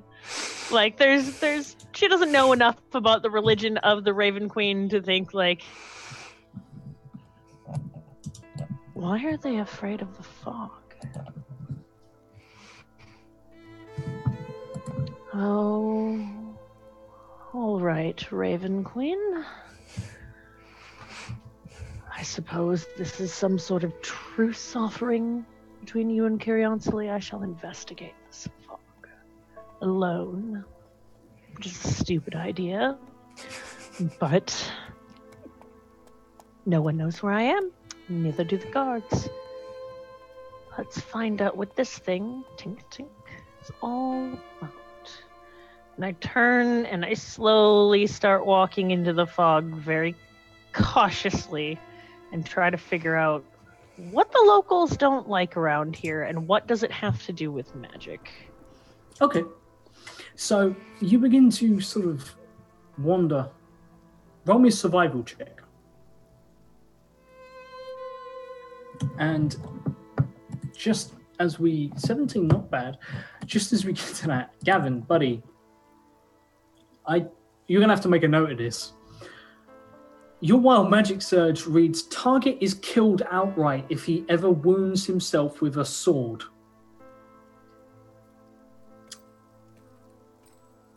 Okay. If you are ever fixing anyone's swords with your blacksmithing kit, just don't roll a nat one. Be careful.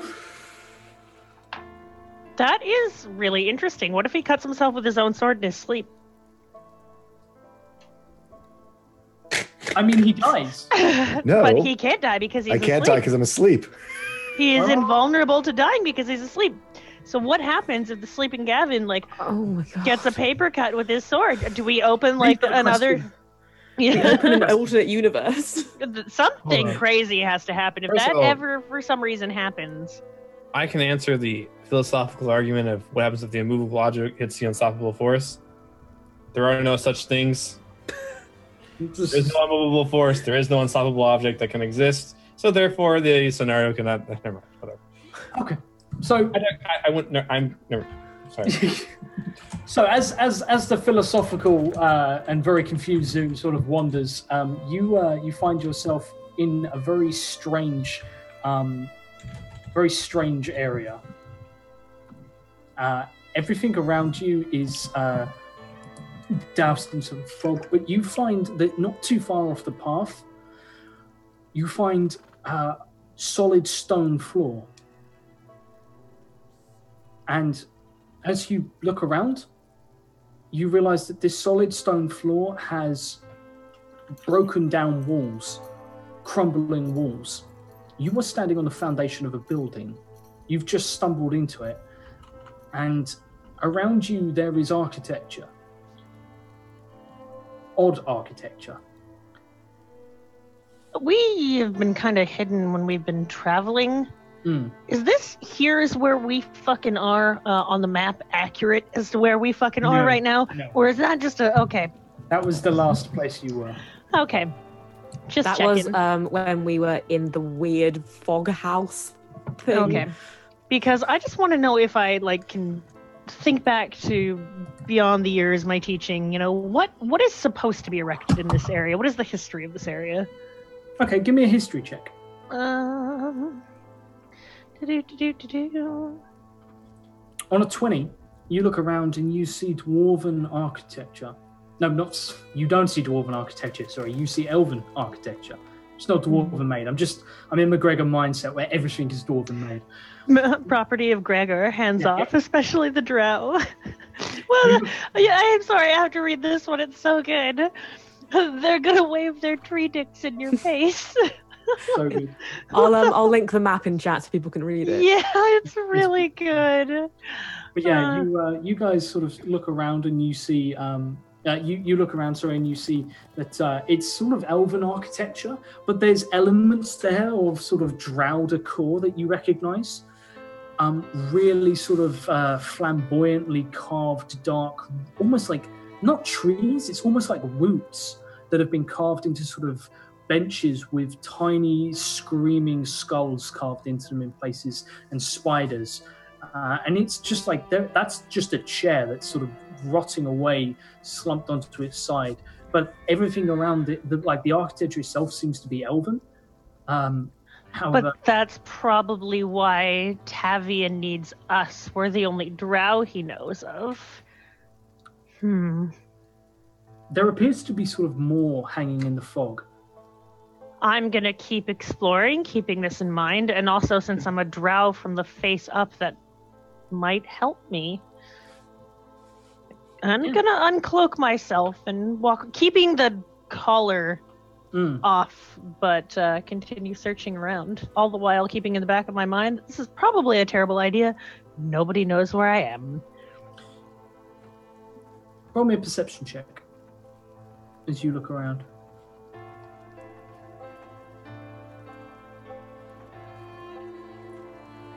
On a 21, the first thing you find appears to be some sort of stone table, or maybe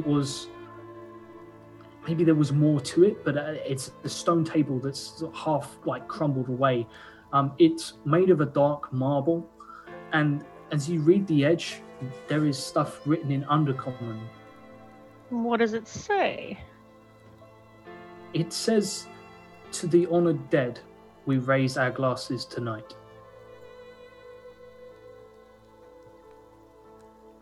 This is a tomb. Seems to be, maybe. Or it's a monument, it's something. It's lying crumbled against a wall. And you look around and you see other bits, and you can tell there was more to it, but that's what you can read. And you come over to another piece, and it appears to be almost like a family tree. But the names are sort of faded. It's like a tapestry, but you can tell there are portraits that are just horribly soaked through with damp, and you can't make out. And it's sort of fallen down onto the floor.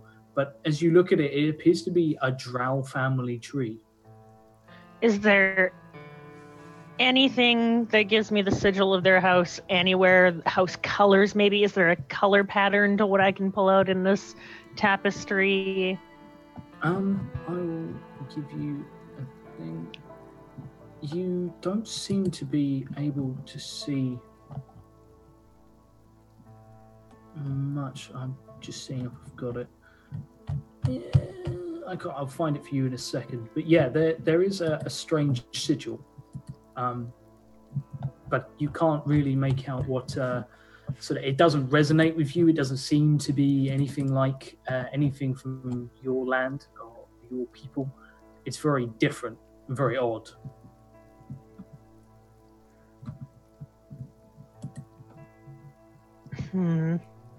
What could he possibly want from these people?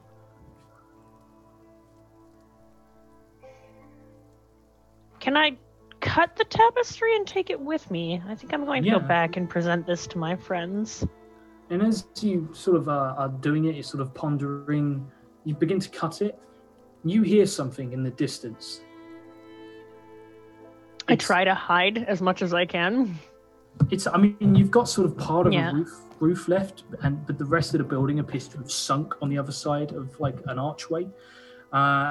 You hear what appears to be a low groaning hum. And like a magical hum? It comes from somewhere not nearby, but you hear sort of a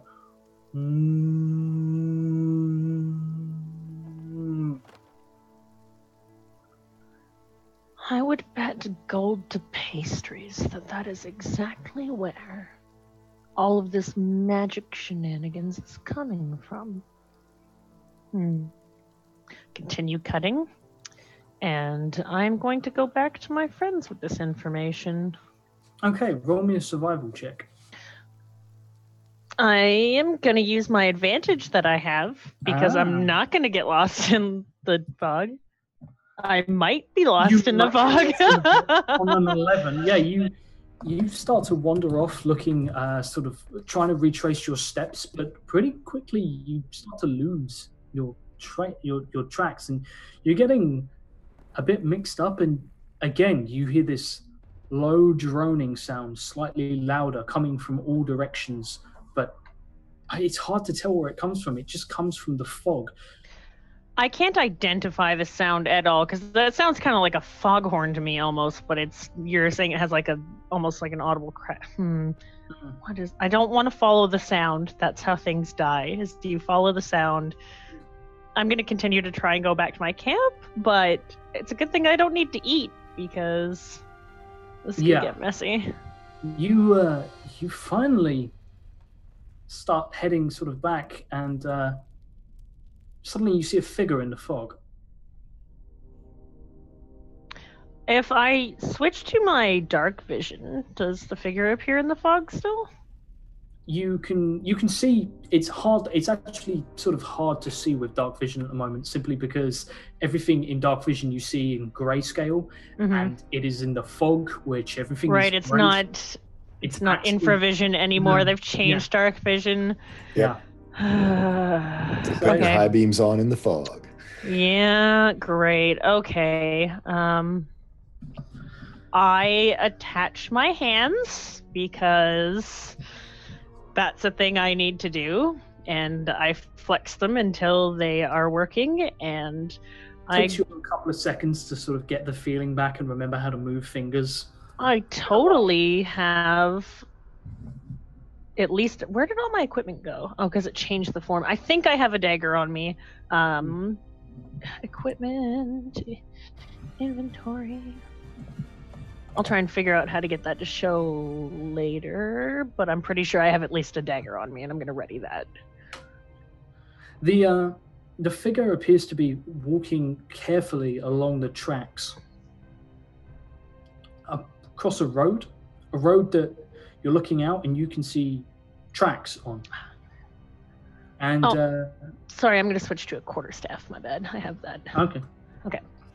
So you have your quarterstaff out. The individual has a staff of their own, and they are sort of tracking along the road.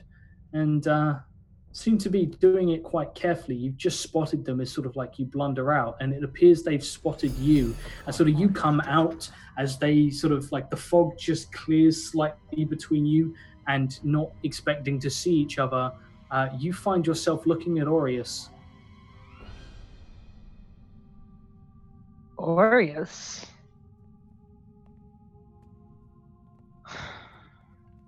Your mic's muted. You. What did you do with the others? They're at camp. We've been waiting for you.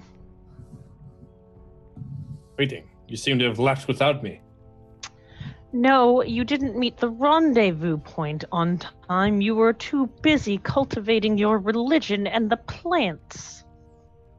You may be our only hope for getting... You haven't cast any spells out here, have you? A few. I've helped. I encountered a party of your kind, actually. And another caravan. But you were able to successfully cast spells with no negative effect drawing upon you. No, I was able to will invisibility, and my staff was able to conjure a wall of thorns to help dissipate a dispute. Aureus, many bad things have happened since we last met. The rest of us are detained by these, I say, pulling the cloth down so you can see these collars. I have my suspicion that there is something out in the fog which is creating this sound, which punishes those that cast magic. Now I'm beginning to believe it is a ruse if you are able to cast a distance from here. Can you tell me with some accuracy how far away you were when all of this occurred? I'm surprised you have not yet noticed my blessings of Sylvanus, as I am now covered in thorns. Though I think that you are quite the reverse of everything that I am, I've never doubted your ability to please your god. I am not surprised. You are truly a child of Sylvanus. I, however, am a daughter of Curionsely. The people in this area are being worked near to death. See how well your god favors you, as you have missing your hands and... Wait. I hold my hands up. Is an that elven hand hand of and an orcish hand. an orc? Is that... I grab her hand and I smell the hand of a high elf. It seems that my goddess has imparted knowledge to me. But the races... What a blessing these are. Please, let me prostrate myself before your god, and so that I may have hands of a witch and hands of a goblin. Yes, that is what I truly want. And your legs. Oh my, they seem to have lost their flesh. And in Dark Elven, I praise Curionsely for every plant that dies. Just kind of mutter it patiently underneath my breath. Yes, and I praise her too for the malaffliction she's put upon you. You now, can't understand what I'm saying. I'm saying it Dark Elven. As you two bicker, you hear a sound much. I was going to say, the two of you all, I'm sure, drew no attention whatsoever. Oh, I loathe this elf. This foghorn that suddenly rumbles to the point of you feel the air move. And as you sort of look up... I look at him like, see. Give me perception checks, guys. My perception check's going to be better than your perception check. I want to see that. Damn it. He beat you. He doubled you. And then some. On a 15, you are aware that it's coming sort of from back the way you came. And you sort of look around and suddenly realize you're on a coach path that you would reckon would probably have to be, you see the tracks of the carriage. It appears Aureus has been tracking back to your camp. Aureus, you know that already, but you look over Zun's shoulder and you see three things out in the distance, in the fog. They appear to be birds. They don't move like birds, though. They don't move nearly as fast, and they appear to be able to hover without flapping their wings. And they are getting closer. Not fast, but they are getting closer, spread out, and moving towards you. I'm gonna get a nature check to see if I know what those are. Give me a nature check. Druid McDruidson. I can't see them yet. I can just kind of hear them, right? Indeed. So just at first glance, I take a look. I see these things, and does Aureus recognize them to be of any of the animals? On a 10, you have not a Scooby. You have no clue. And I look at Zune and I say, we're not alone by more than one thing. There are 3 approaching creatures behind you, and I found many of your people here ambush a caravan. I'm sorry, what? You found what? There are many of your people here, drow. I encountered them and I aided them in some way from preventing a bunch of horses from being murdered. Zune is shook. Just like absolutely almost like quaking in her boots. Never seen her this scared. Like when you say that you seen a drow contingent on the surface. Worry not, for I have shapeshifted into the likes of you, and they seem to not care very much.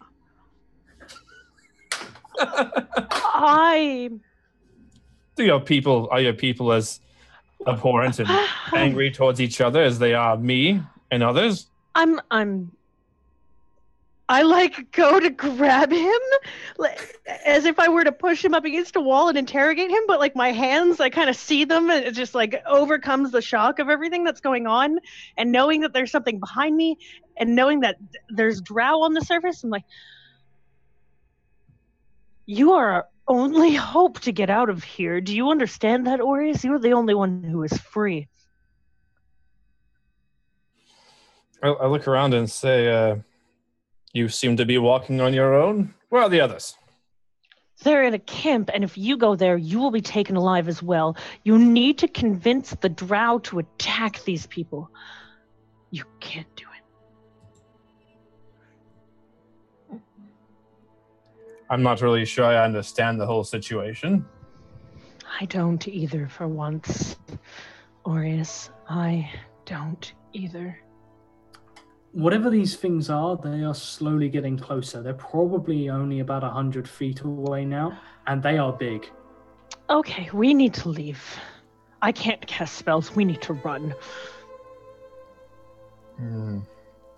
Are they close enough to hear speaking? You have no idea. That would depend on what they were. With my perception, would I know about how close they are? Probably 150 feet away. They're slightly spread out. You notice that they're not all coming at you sort of in a line. They are spreading out. They are spreading out to the north of you, which would mean that they are seeming to try and herd you. Whatever they are. I would attempt to, using my staff of the woodlands, speak with animals. He's casting magic potentially in the magic danger zone. A massive rock, like this noise just comes flying out of the fog from these creatures, this deep rumbling sound. And that's all that happens. You just have that, and they begin to move faster, spreading out and closing in. They're now maybe sort of 100 feet from you. Fuck this shit, I'm out. I'm gone. I'm running. I am just like leaving Aureus. Don't give a shit. You are our only hope, Aureus. I say, running back to the camp. Or I run randomly into the fog. I don't even know where I'm going, but fuck this shit. I'm out of here. Wherever this is, not being circled aviation fucking pro, bring you into the center, shoot you with a laser beam. We're on a railroad. I can follow the railroad back to the camp. Fuck, I run down the railroad. Fuck this shit. I'm out. Outie, bye. So Zune takes off. Aureus, these things are they approaching? Do they seem to be aggressive, Horace be able to make some sort of insight based on what he knows from Give nature? me an insight check. Shoot, shoot first, ask questions last. That's how fucking wizards last. On a 19, these things are most definitely hunting you. And they seem to have accelerated the process ever since you cast your spell dramatically. They're not... You imagine you could probably outrun them, but they are moving over, whereas the terrain is, like, apart from this road, the terrain is not so suitable. And they have wings, but they are... You can just see them, like, gliding, essentially. They're about 20 foot up. You would imagine somewhere sort of, like, in that range. But you can see that they seem to sort of be able to move side to side. They don't look like birds, but they seem to be flying. This is so bad. This is so bad. Is there any point that I can see them and I can see if there are magical constructs of any kind? Would you like to cast something to try and identify them? No, I like to use my good old just eyeballs with the arcana. Okay, just the eyes that I still have. Thanks, chat. Yeah, how's that? How's On it a for now? 26, have you ever... The best way to describe... Have you ever sort of... drafts? Like when you get a draft in a room and sort of like... You feel this tugging sensation. As if your magic is being drawn in towards them. They're not. They're eating the magic. They're bringing people of magic in here to eat. No. Whatever. Interesting.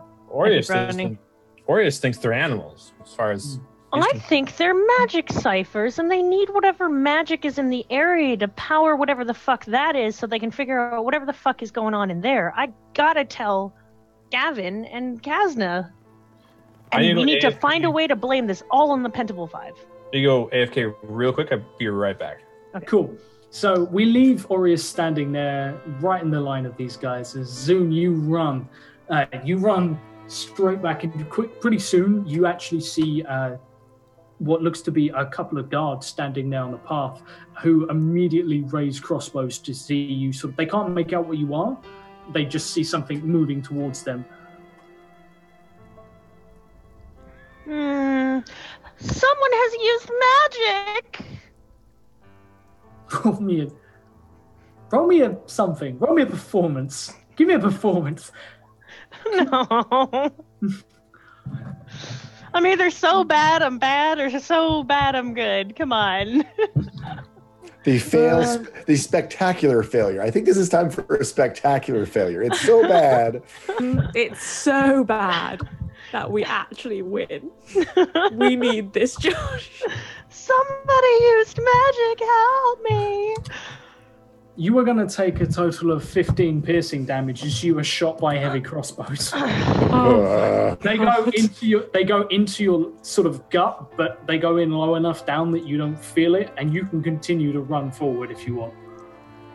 Question, Yes. Mr. GM. Yes. In the camp, do we hear or see any of this happening? You hear her as she Gavin shouts- comes to the damsel's distress. Because if I hear my What, did we hear sister the running horns in even? yelling, there's someone's using magic, and then I hear her get shot, that is not okay. Well, I was trying to not sound like me is the entire point. I was trying to be like, oh, help me, I'm so helpless. But apparently, I don't know what that's like to be helpless. And I continue running at the guards now, saying, move and get out of the way, you idiots. They see you coming out of the fog. They try and reload. They're just about getting the weapons up, and then they realize that, aren't you supposed to be a prisoner here? And that buys you just enough time for you to run past them as a sort of like, she's supposed to be in here. When did she leave? They're not really sure. But they Could let that fucking sink in, you assholes. they sort of raise their crossbows to you and also realize that they hit you, but you kept running, and they're not really sure what that's all about. You come running in. Now, we'll cut back a few seconds to Kazna and Gavin, Kasner and Gavin, you guys, Kasner's just been dragged back here and dumped by the fireplace under armed guard. But you hear this noise, this horn in the dark, and the guys around the campfire stop eating and then just slowly put food down, or put bits of omelet in their pocket, because food is food and they don't know when the next time they're going to get food is. And they draw their weapons slowly and begin to sort of fan out around the camp. And suddenly you see someone come running onto this small 50 feet across island, and it's Zune, who is sort of running in. You can see that she has spikes sticking out of her back, where these crossbow bolts have just punched straight through her gut and come out of her back. And Kasner, can you give me a wisdom saving throw, please? Yes, Josh. You know what? That's fine. That's something that I can do. That's something that I'm happy to do, in fact. With a 9. And Kasner loses her shit. As we cut back, Aureus, you are standing there. They are coming in for you. What do you do? I've casted at this point. Speak with animals, and I would then shout out, "What business do you have here? I mean you no harm." You I'm hear a druid of Sylvanus. You hear this blast of sound again, but they don't communicate back. Whereas at this point would know that they're not animals. He would assume that they aren't animals of some sort. And they're closing in on him. Mm-hmm. Give me one last perception check. Sure.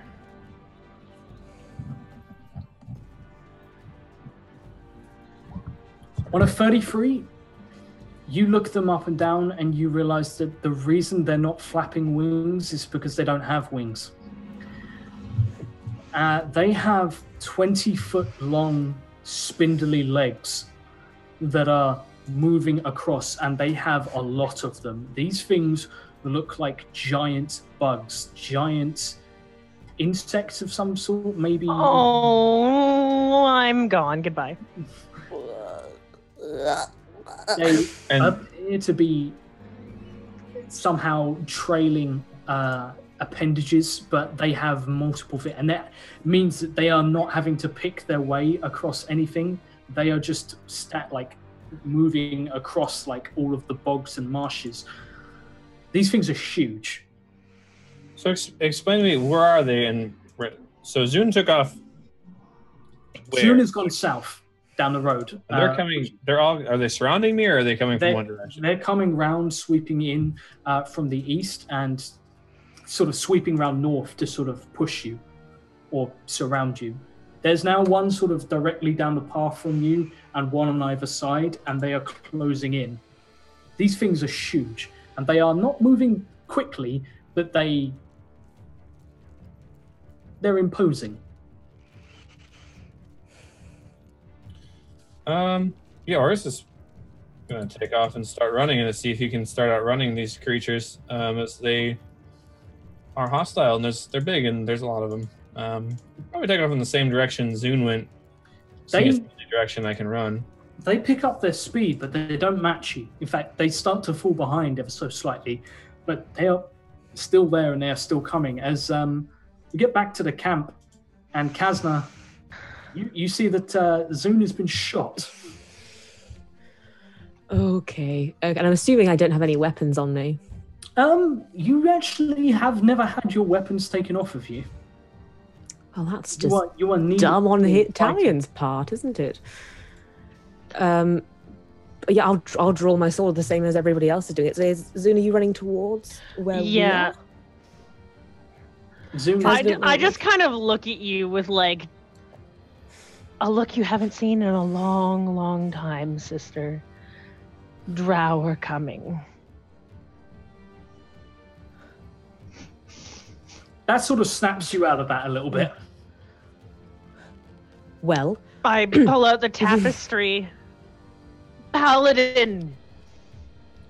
Gavin's, you came running in. So yeah, he's actually been intentionally leaving Agatha on the fire. So it is getting, so Agatha, his cast iron skillet is probably getting close to red hot now. I like that idea. I like that very much. Very sneaky.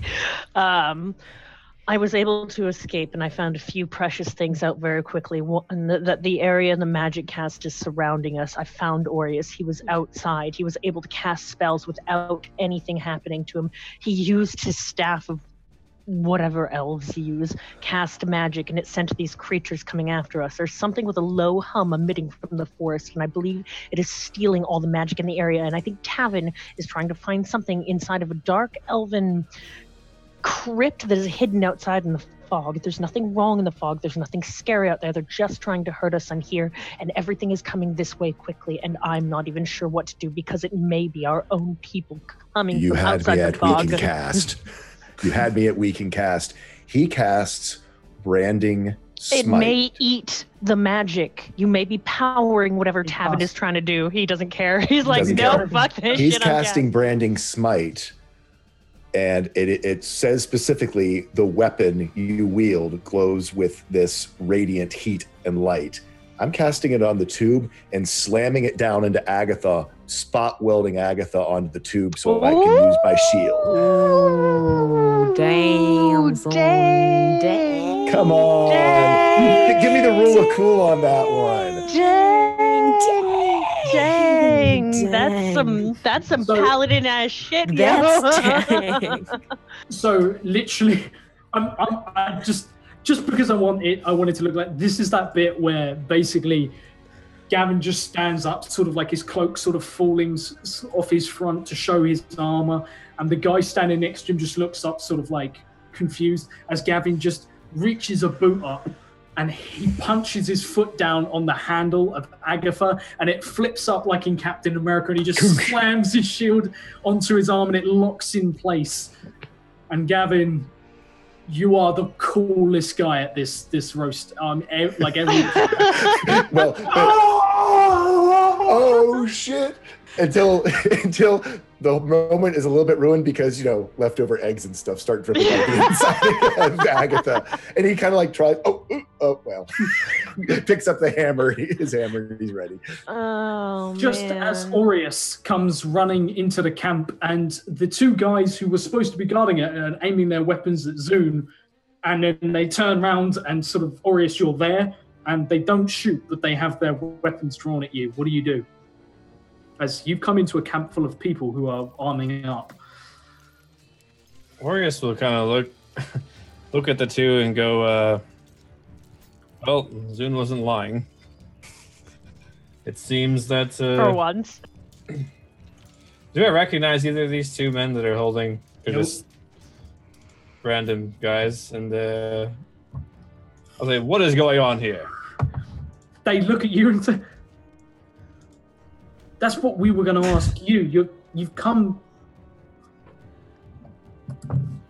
I turn around and I say, I'm looking for a few people, as well as on a mission from my god Sylvanus. The nature here must be rebalanced, and I'm looking for 2 drow. Just fucking shoot him. Just shoot him. And one of them just sort of like, I don't... And then from behind you, you hear this foghorn sound.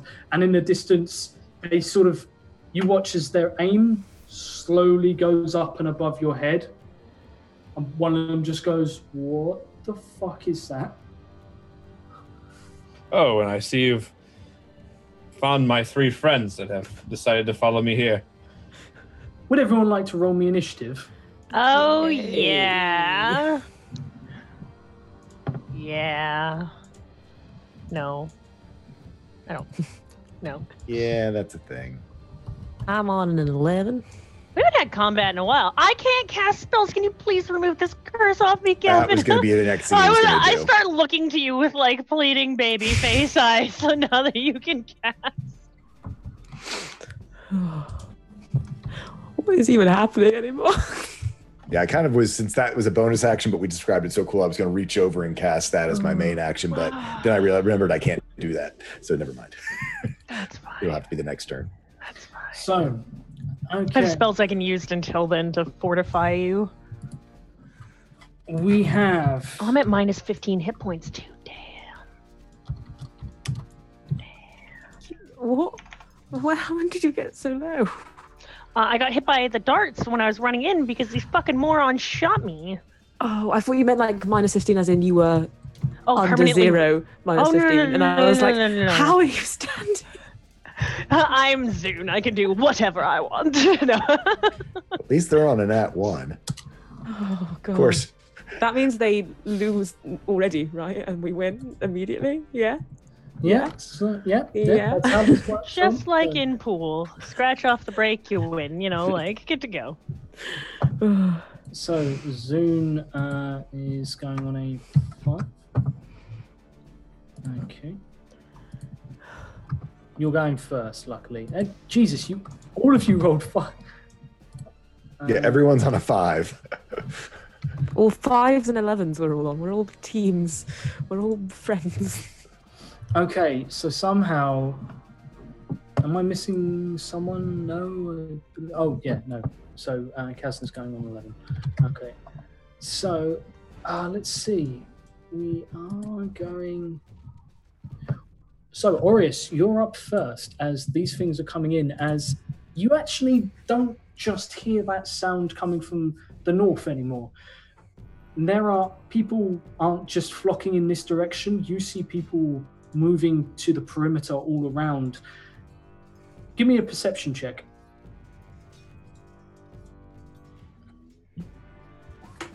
On a 21, you look around and you realize there's not 3 of them. No. There are just 3 of them coming from the north. There are more coming from the south and the east and the west, and people are scrambling to make it to the edge of the camps. And you see like people just fucking panicking. Tavian comes out into the center of his camp and starts barking orders. Some men just don't look like they have it in them to marshal for a fight. Other men are sort of arming with weapons, mostly crossbows and spears, anything that can reach a flying target. But before you, the closest ones most definitely are the ones coming from the north. And they are moving forward. You know what they are. You know the most about them, and you can see them incoming. What do you do?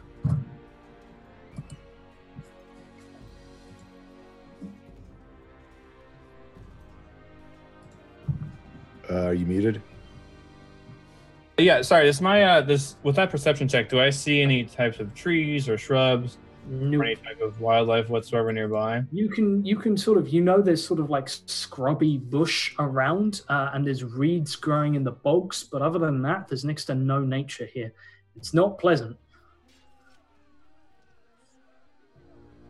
Let me just check something here.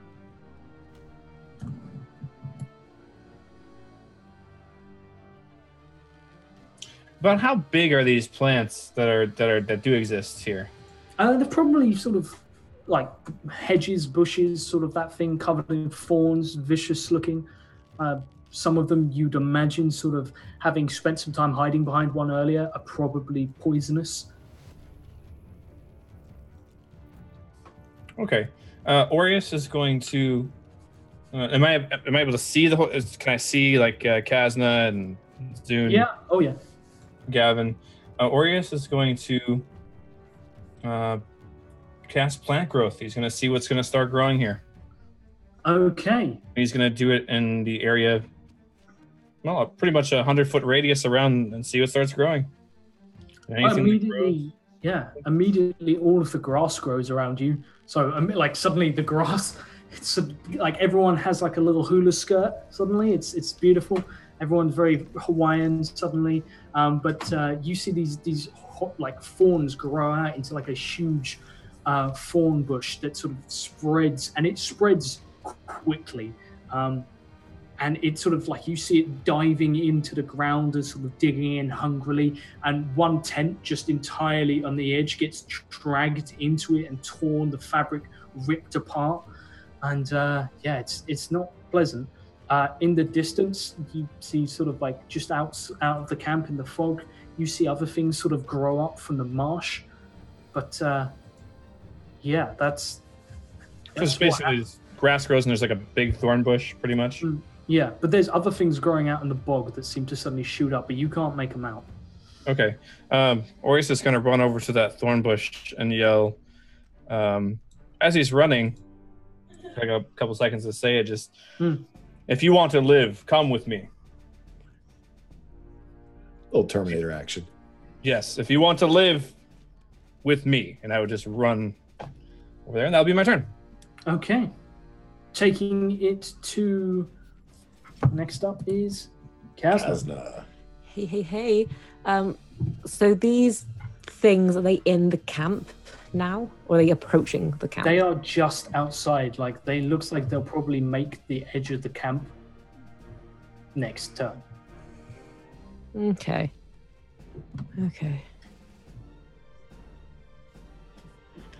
I'm going to hold my action until I'm within 5 feet of my enemies. Okay.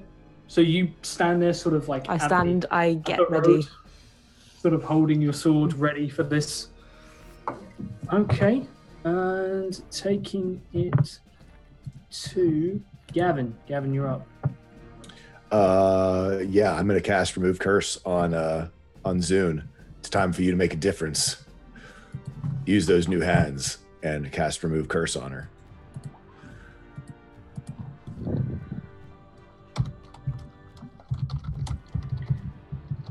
Okay. Anything else on your turn? My bonus action, I am going to do nothing because I can't right now. So yeah, that's it. Okay. No problem. I'll approach to get next to Kazna, sort of to try to make to face what's incoming. Okay, so you sort of get next to Kazna, sort of stand your ground next to her as these things approach. It is Zune's turn. I signal to Kazna. It's your turn. And I cast Misty Step on her, hopefully just Misty Stepping her and not her collar, and I place her right beside Tavian, within 5 feet of her. Him. Okay. So, Kazna, you... And suddenly, Gavin, you were standing there alone against this oncoming... Okay.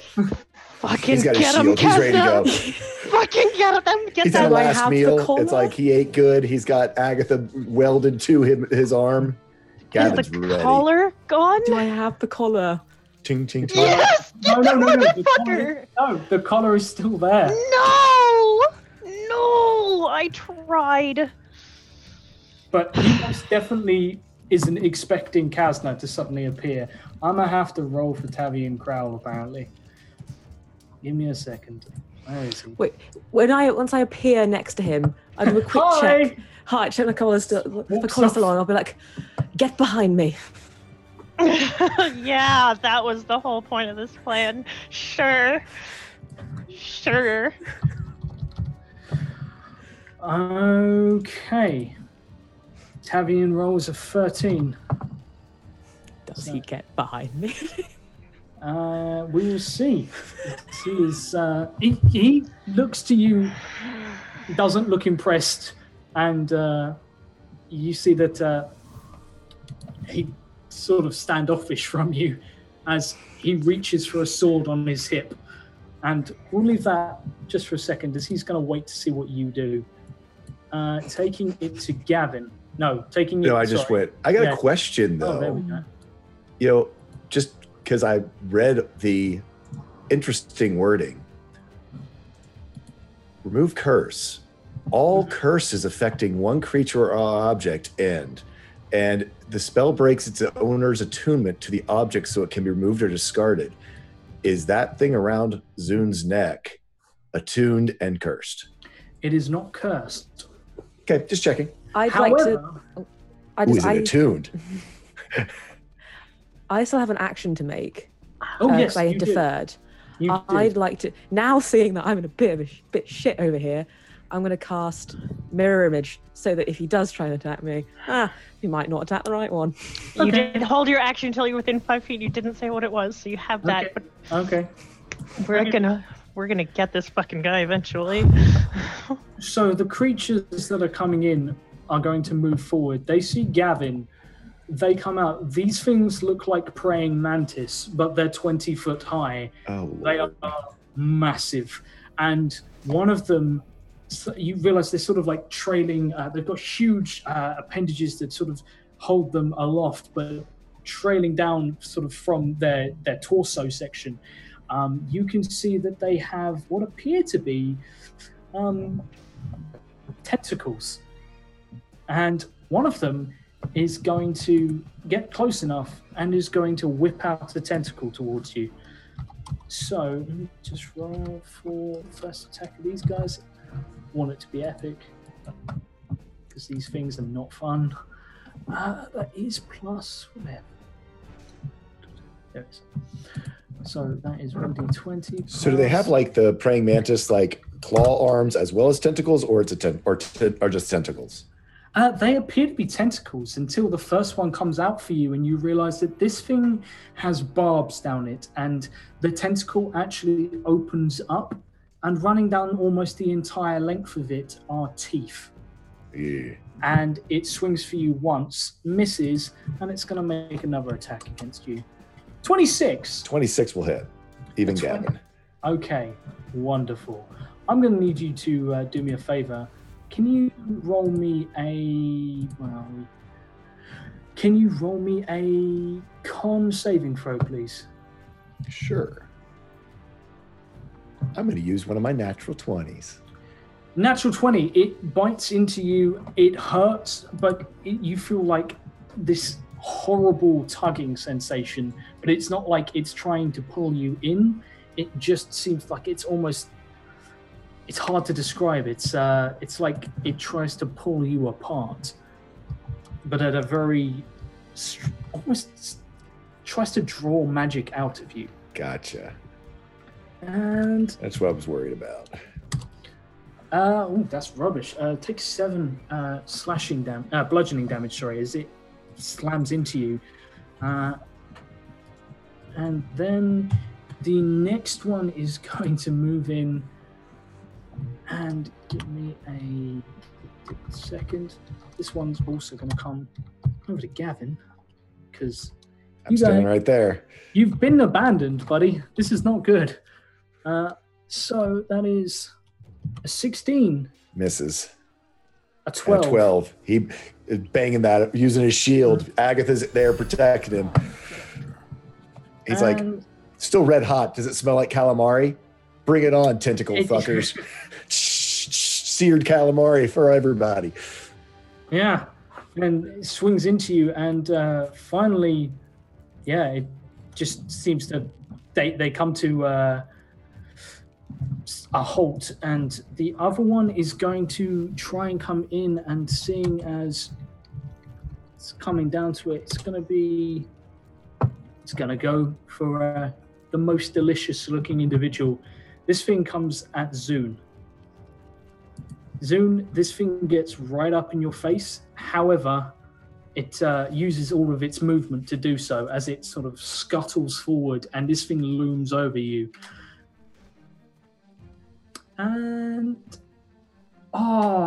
crit fail for Zune. Wonderful. Thank you, Graham, for that. That is beautiful. Oh, Mr. Ellis. Oh, Mr. Ellis. Oh. I'm going to remember that. You're on Encounter Roleplay too, buddy. Don't forget, goes around, comes around. Halloween curses. There. Yeah. Huh? Taking it to Tavian, who sort of looks at Kazna's, and points at these creatures. Get out there and fight them now. I admire how you're fighting from a distance.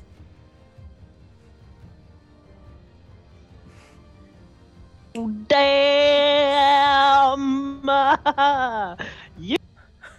He turns where he's standing and raises his hand to the center of the tent.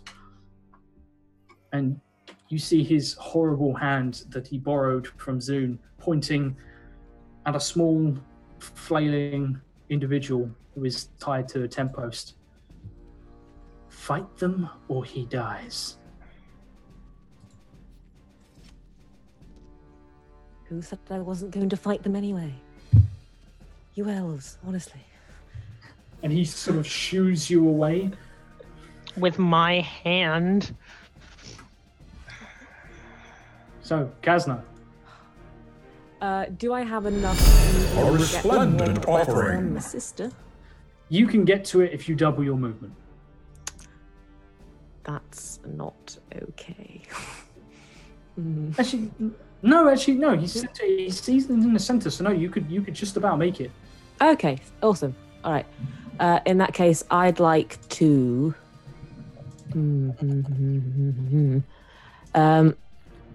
I'm going to try and run at it, and whilst I'm running, I want to try and skid and slide down underneath and hold my sword up and just try and get at the underbelly of whatever this thing is. Okay. So With my new sword. yeah, Clay. Chance to use it. He's with us still, guys. Indeed. So make me some attacks. Oh, I would love to. That's a 20. 20 hits. Yes. And that is 8 damage, but then, am I still raging? Am I still? You are indeed. Yes, that means I get to add another dice of damage, which is... I can't remember what my damage is. So you power slide into this thing going through its leg. It looks good. That's not a That's roll. not- That's not a roll. That's not. That's not.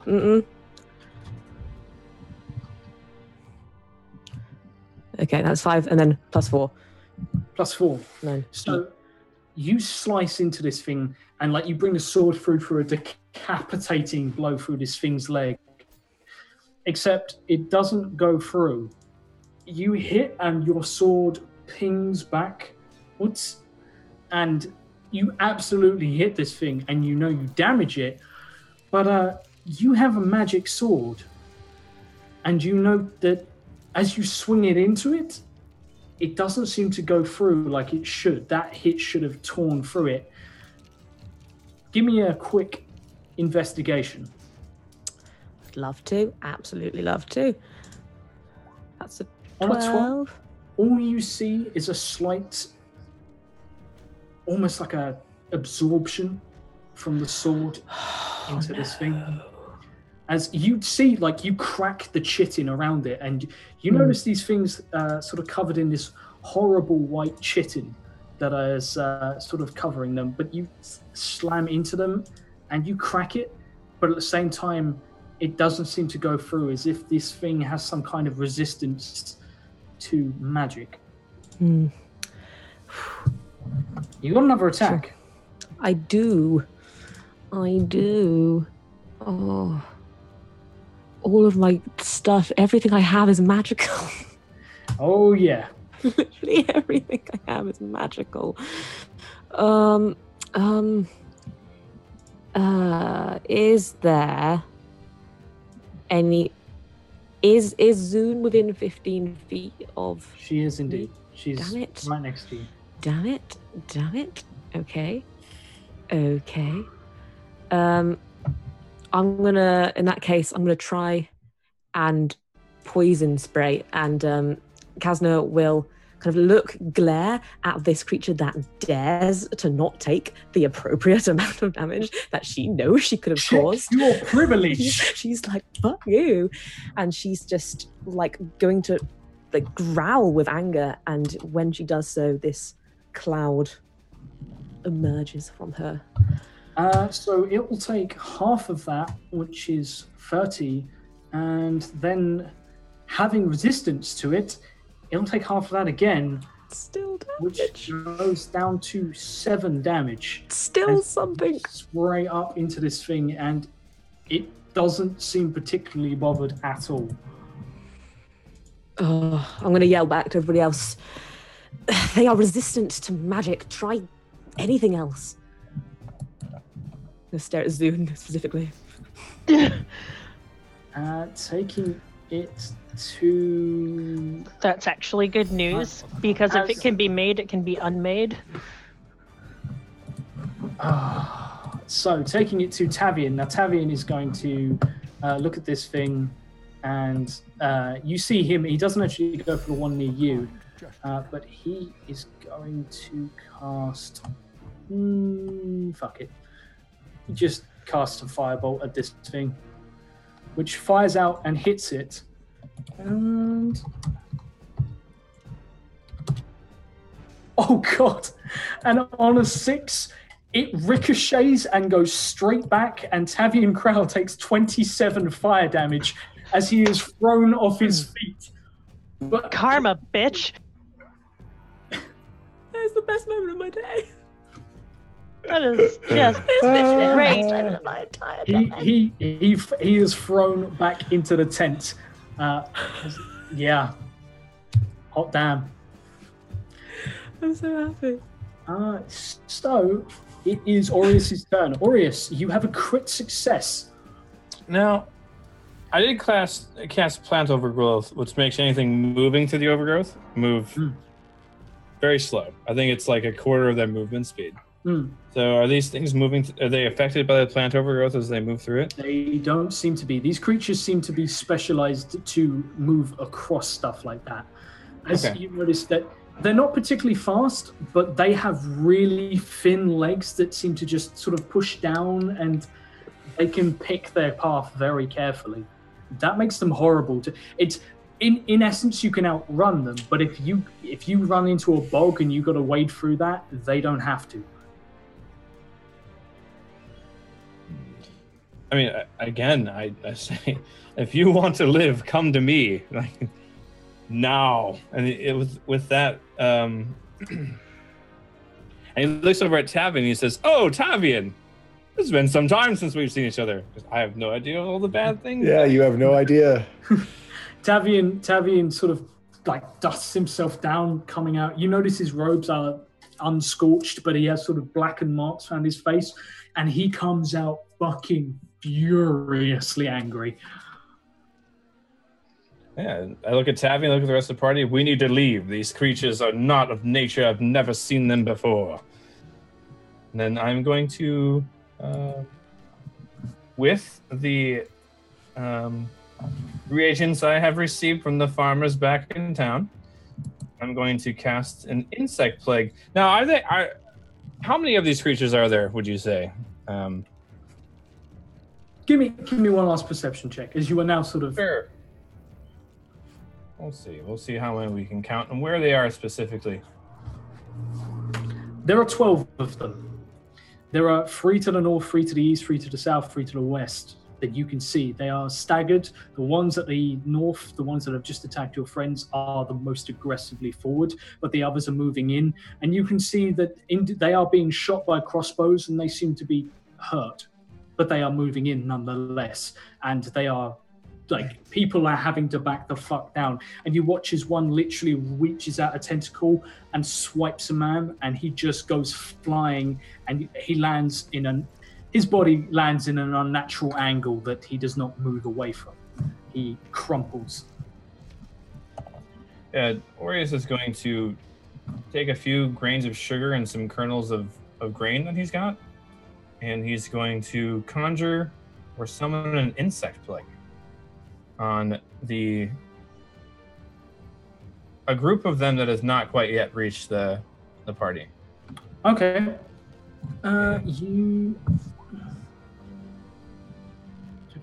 So this is insect plague, yeah? Yeah, 40-10 damage, anything within a 20-foot radius, and the area is obscured. And I think there's a con.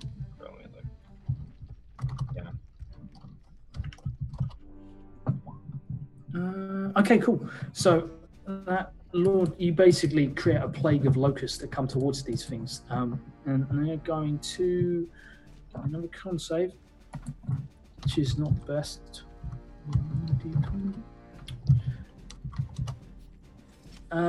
They fail even at advantage. So yeah, these insects swarm up to sort of the group that are attacking your friends, and they sort of like have to sort of backpedal slightly, but they don't seem to be particularly bothered by it. It holds them in place, stops them from sort of advancing, but they are paused for a moment. Okay. They didn't step back. No. Okay, just checking. Yeah, because the insects do piercing damage, not magic damage. So that's okay. That'll be an Orient is going to, if he's not already close to the large thorn bush that was made, he's going to step closer after barking his order to let's get the fuck out of here. Taking it to Zoom. No, Gavin, sorry. So here's a mechanical question for you, DM. Since you have taken my cleric spells away because I'm currently, my arm is encased, and my mauls is the maul of the Raven Queen, and so theoretically its magic comes from the Raven Queen. Since I am now cut off from her, is it now mundane? If I'm cut off from my deity, is it still carry? Is it still now a mundane maul? Yeah, it would appear to be. Cool. So anyway, regardless, I was going to swing it. So he's going to, this one that's right here in front of him, swing with his maul of the Raven Queen, which currently is just big old maul. 18? An 18 hits. So I am going to see what happens. Since I heard Kaz know what she said, but I am going to try to pump some smite into it. But let's first see what that damage is for 8 bludgeoning plus some divine smite to see what the divine smite does. He's just going to do a little bit to see what it does. So it'd be 12 radiant from divine smite plus 8 bludgeoning from the maul. Okay. So yeah, you smash into this thing, and it doesn't take any extra damage, seemingly, but the maul cracks into this thing's leg, and you see like the chitin shatter, and it actually just sort of like seems to lean forward slightly as it tries to put weight on it, and it breaks. But it's got plenty of other legs to stand on. But it sort of you see as it sort of has to raise this leg up to seemingly no longer to work. Cool. So, well, I'm going to go ahead and do another, but I saw the radiant damage and it just sort of seemed to do nothing. Yeah, pretty much. So anyway, I get an extra attack. Maul 22 would hit, plus another 6. Good Lord, I'm rolling terrible. Double ones on my bludgeoning damage, but 6 is 6. Taking it to Zoom. Zoom, you sort of see all this going on around you. Your sister has returned very quickly, sliced into this thing next to you.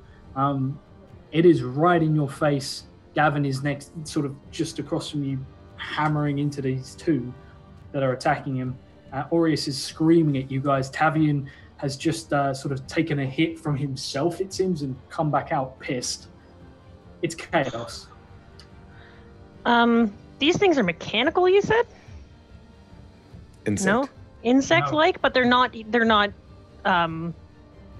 bio material. They're made of chitin, like chitin. Hard shell. If you saw so shell. they aren't mechanical, then they are alive. Yeah, right. If you saw Aureus use the insect plague, the insects seem to have effect with the piercing type damage. I don't know if that insects do piercing damage, but that changes everything I was going to do. I guess I'm just gonna blight this motherfucker then. Okay. Even though magic doesn't do anything to it, all types of magic, only one type of magic? You have no idea. Have I heard of this creature before? Have I studied on this at all? I kind of, like, as it comes up to me, like, what are you looking over it really quickly?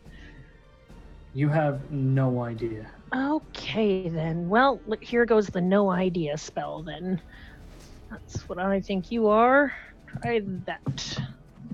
Okay, 33 damage. Let's make a con save for him. As it's not actually great at con saves.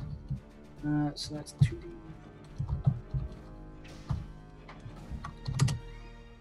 Nat 20. It takes next to, like, it really doesn't seem bothered by it.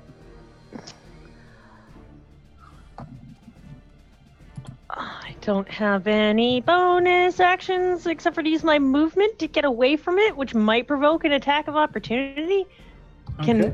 Gavin is still kind of near me, right? Can I kind of make like an... underneath it? Yeah, I could Yeah. I guess I could roll forward or like go forward and like go underneath its legs or something. I need it to not be able to Gavin's hit seeing all this magic sort of getting absorbed into it. Mhm. Yep.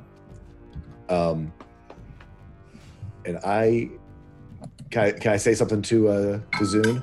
Mm-hmm. Zune, just as inflict wounds is the opposite of cure wounds, perhaps dispel magic will be harmful to this, just like the magic that we are currently casting. It seems to not be affected by. I just kind of look down and shake my head like I don't have the spell prepared. I look like I see the line of thought that he's going for, and she like picks up on it, and she just kind of like, I'm sorry, friend. Brilliant, but... Are you moving away, Zoom? I'm gonna try to switch places with my sister, I guess, since she's coming from underneath it. I'm gonna try to go to where it is Okay. with my remaining movement, so it can't... I don't It's know. going to swing underneath for a 19. That hits me. Can you do me a favor? Can you make me a con save? Oh, yeah. Yes, goodness. We're good at that. I got a 12. What's your highest level spell slot? Don't fuck with me. You know that's what's going to happen. Do not fuck with me. That's my level 6, and I need that for this episode. You lose your level 6 spell slot as it drinks it from your body. I rage! I am so angry. You just got your hands back. You Kazma- just got to cast. No, I was gonna save us all with the spell that I had Kazma. prepared. Kazna, you watch as the damaged leg that you hacked into suddenly snaps, and you watch as light glows down from its Zoop, and tentacle, it heals. and it heals itself. And suddenly, Zune, in this absolute fucking despair, you hear a voice calling out to you. Run! Which comes from the center of the camp. Who is it? There is a green glowing portal and a very strange looking man. The burping man. I'm running to the burping man. Get in here now! It's okay, everybody, just come. And he, is gesturing to you guys as behind you can see by Tavian's tent people getting thrown aside, essentially. No, Tavian's coming with us. You start running. Oh,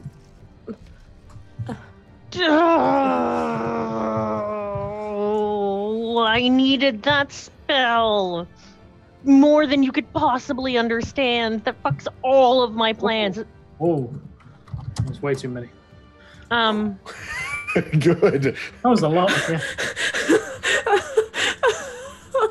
Yeah. Gavin, can you make me a con saving throw? Sure. None of those hit. If those were hits. They have +7s to them. Oh, gotcha. Yes. So some of those hit. Oh, he fails. Okay, what's your highest level spell slot? 4s.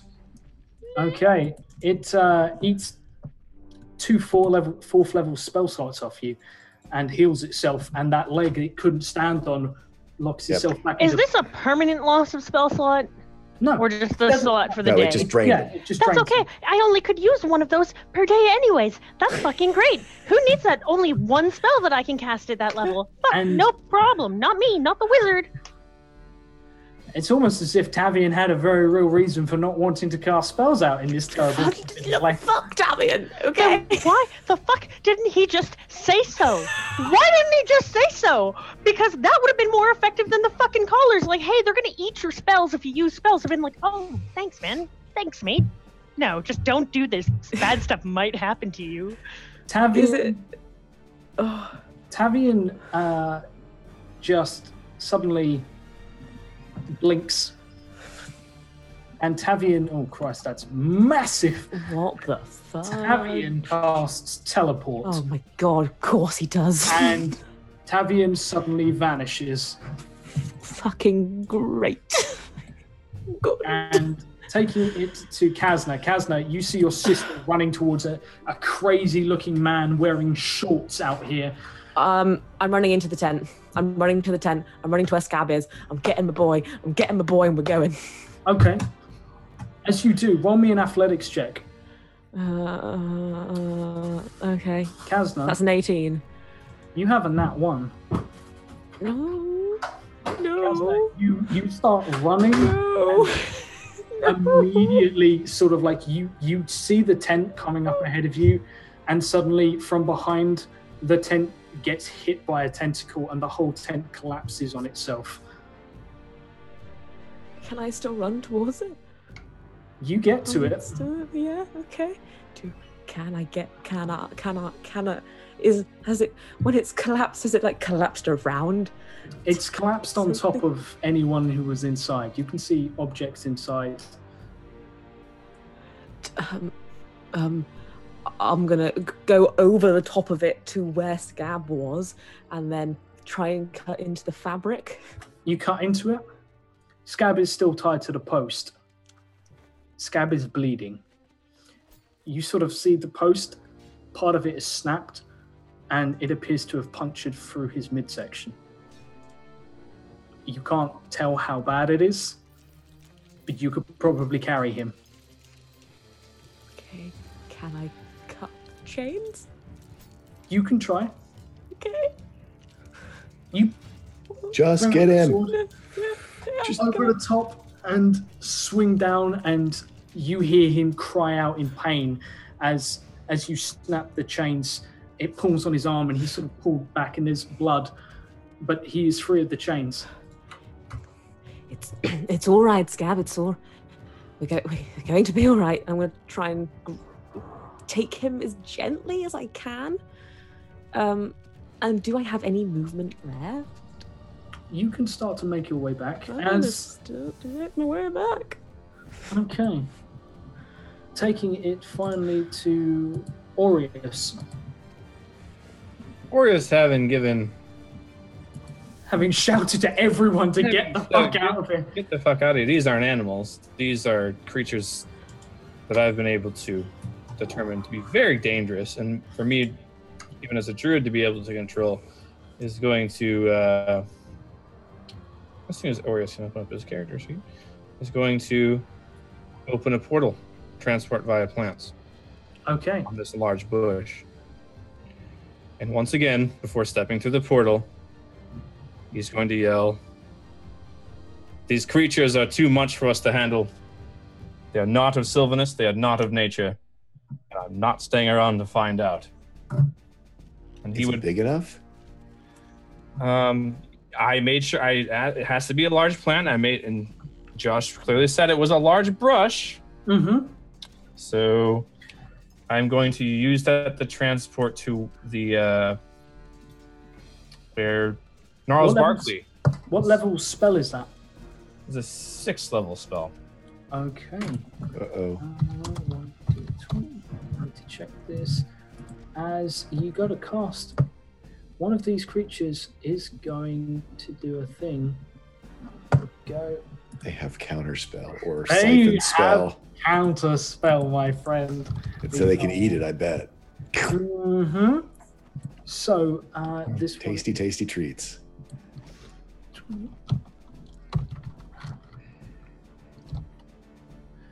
So it is 2 levels above. So it needs to, I hate counter spell. DC equals 10 plus the spell's level, so it's 16. So it's got to be a 16. Yep. In that ones, it fails. On a +9 too? Yeah, that one. That one's a nat one. Sylvanus be praised. And you can teleport out of there. Yeah, I mean, I've started 3 warnings now, and I'm going to make a port back to where Gnarls Barkley is no longer animated, but I'm assuming the tree is still there. Oh yeah, tree's still there. and he's going to teleport back to Gnarls because I believe that is in range. I think there is some sort of limitation on this. No, there's not. No, Same plane of existence. If you allow me to change it, I'm going to go back to the Grove. You vanish back to the Grove. The safest place I know. Okay, so you vanish, taking it finally to Gavin. Gavin, you have these things up in your face. They are starting to eat your spells. What do you do? Have I seen the twins in the camp at all? No, but there is fighting going on all around. However, give me a perception check.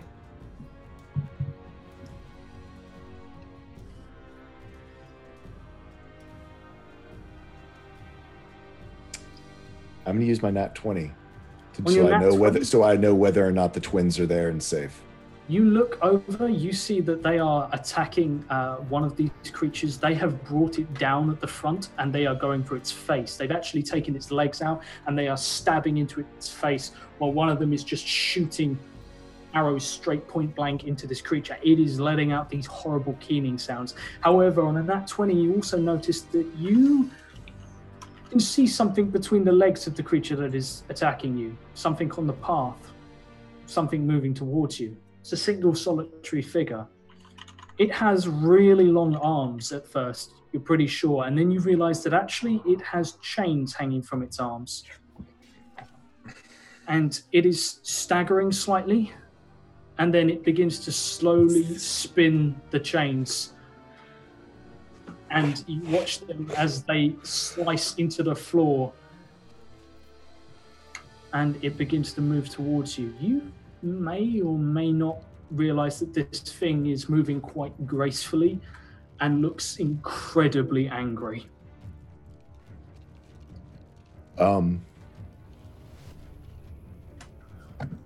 So is the glowing portal. I've got the glowing portal. I got the Aureus portal. I've got the twin sister and the twins. Yep. So Gavin goes, oh shit.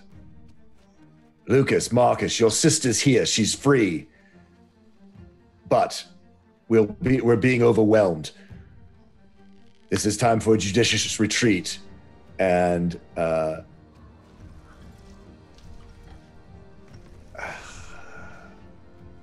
I'm going to roll for seeing which one I go through.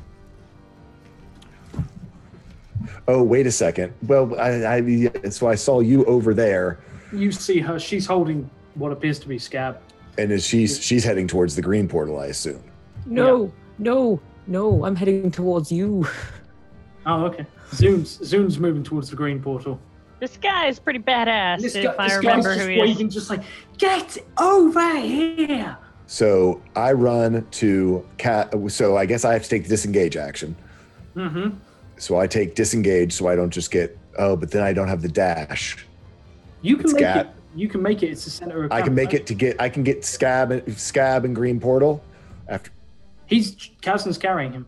Wait, we're acting on the same time, right? Mm-hmm. Yeah, it's all within the same 6 seconds. This is So- all a big. Well, we also have our turn at the same turn. I'm a 5 and you're a 5. Yeah.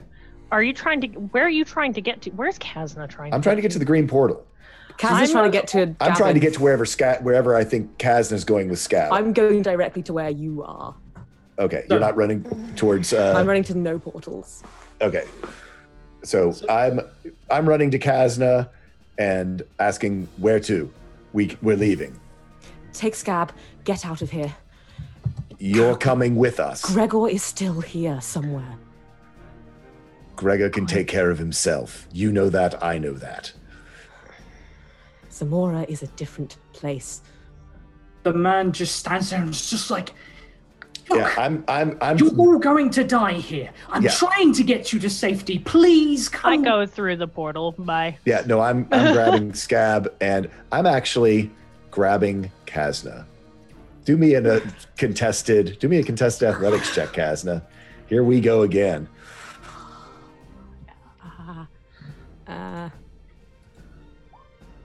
She beats me. 24. She beats me. I'm trying to drag Kazna in.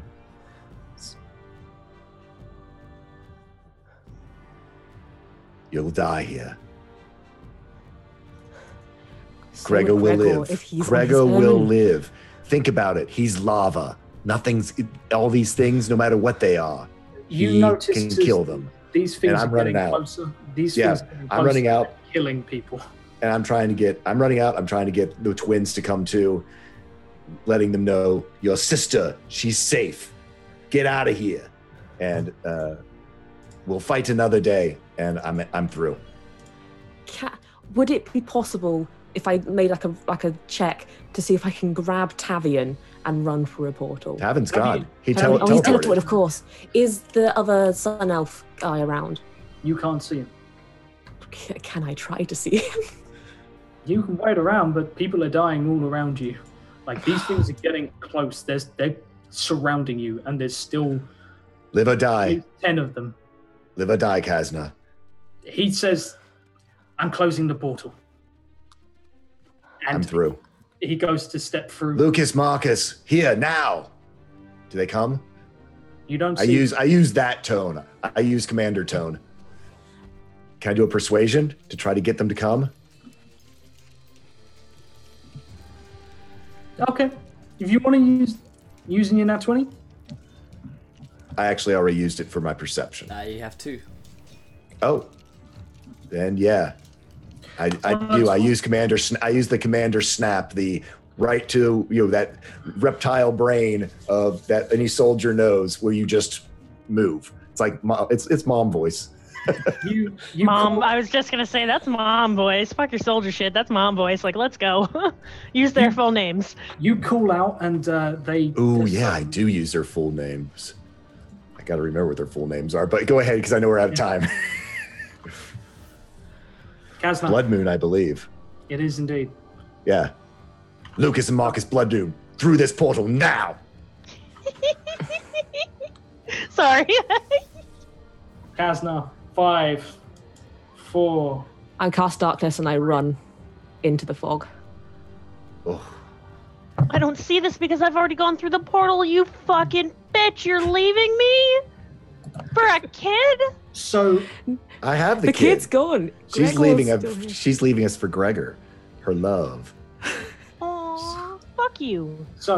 Kazna runs into the darkness, and the portal closes. And on the other side of the portal, Gavin and Zune appear outside fog.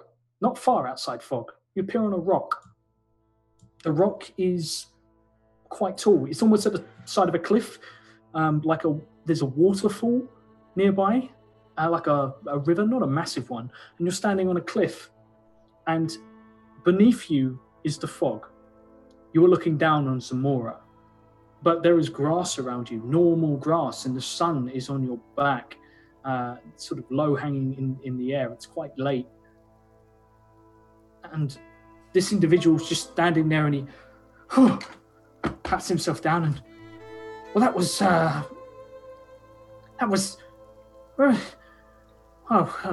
guess it's just you two. Lucas and Marcus. Come on, I use mom voice.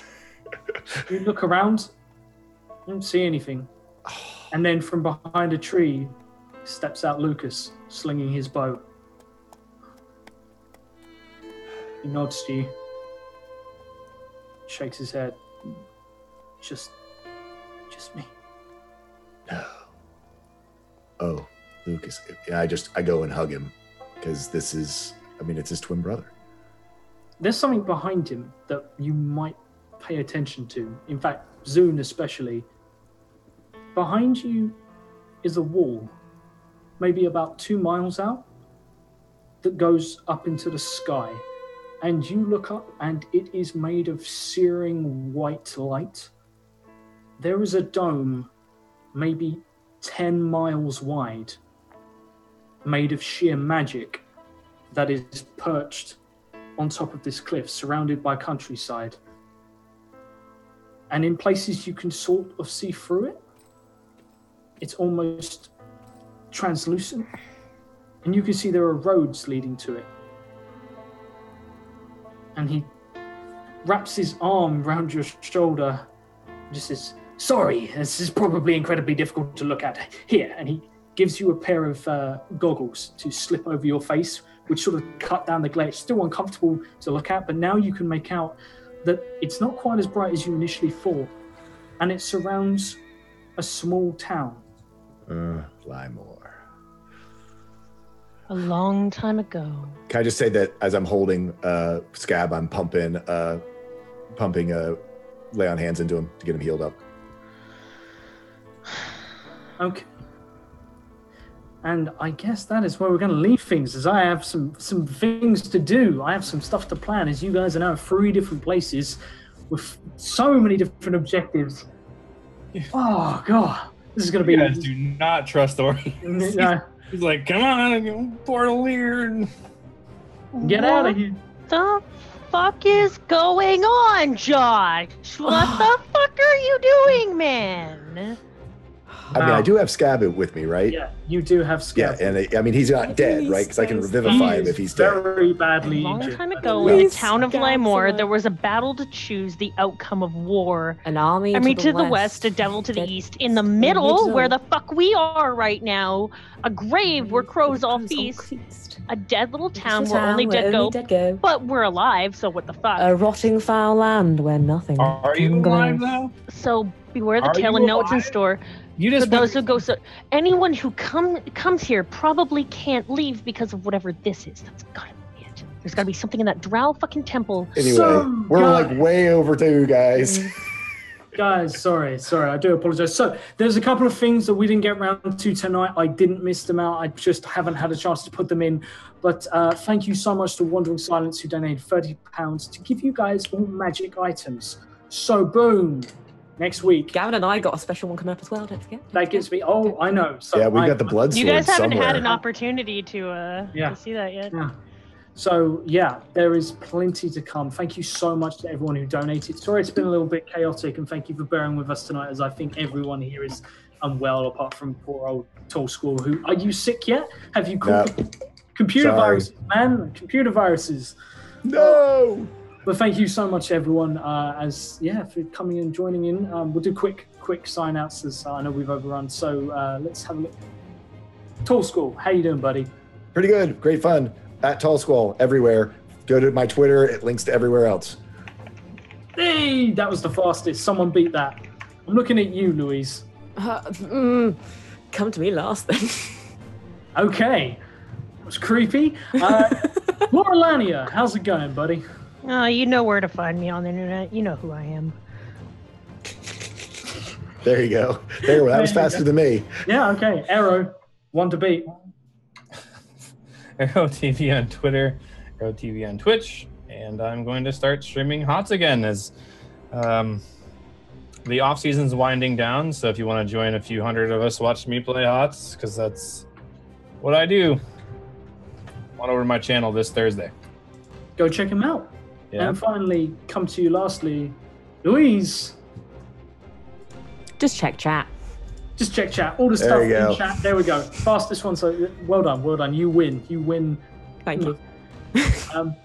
So yeah, thank you guys for joining in. Sorry about it being a little bit because illness and sickness, but thank you guys for coming in and joining. Thank you to everyone who donated. I'm gonna have to scroll through all the donations because there was a lot of stuff, and you guys are wonderful individuals. So we've noted down everything, and tune in next week to see how that empowers this powerful party of lunatics, because that's what they need. They need magical items because they're not lunatics and they're not completely unhinged and dangerous individuals. No, of course not. So thank you guys for joining in. Thank you for all the Nat 20s, Nat 1s, everyone who donated. Thank you to Urban Lady and everyone who got involved. And as always, try not to roll too many Nat 1s because we want to be here laughing when you do. Good night, guys.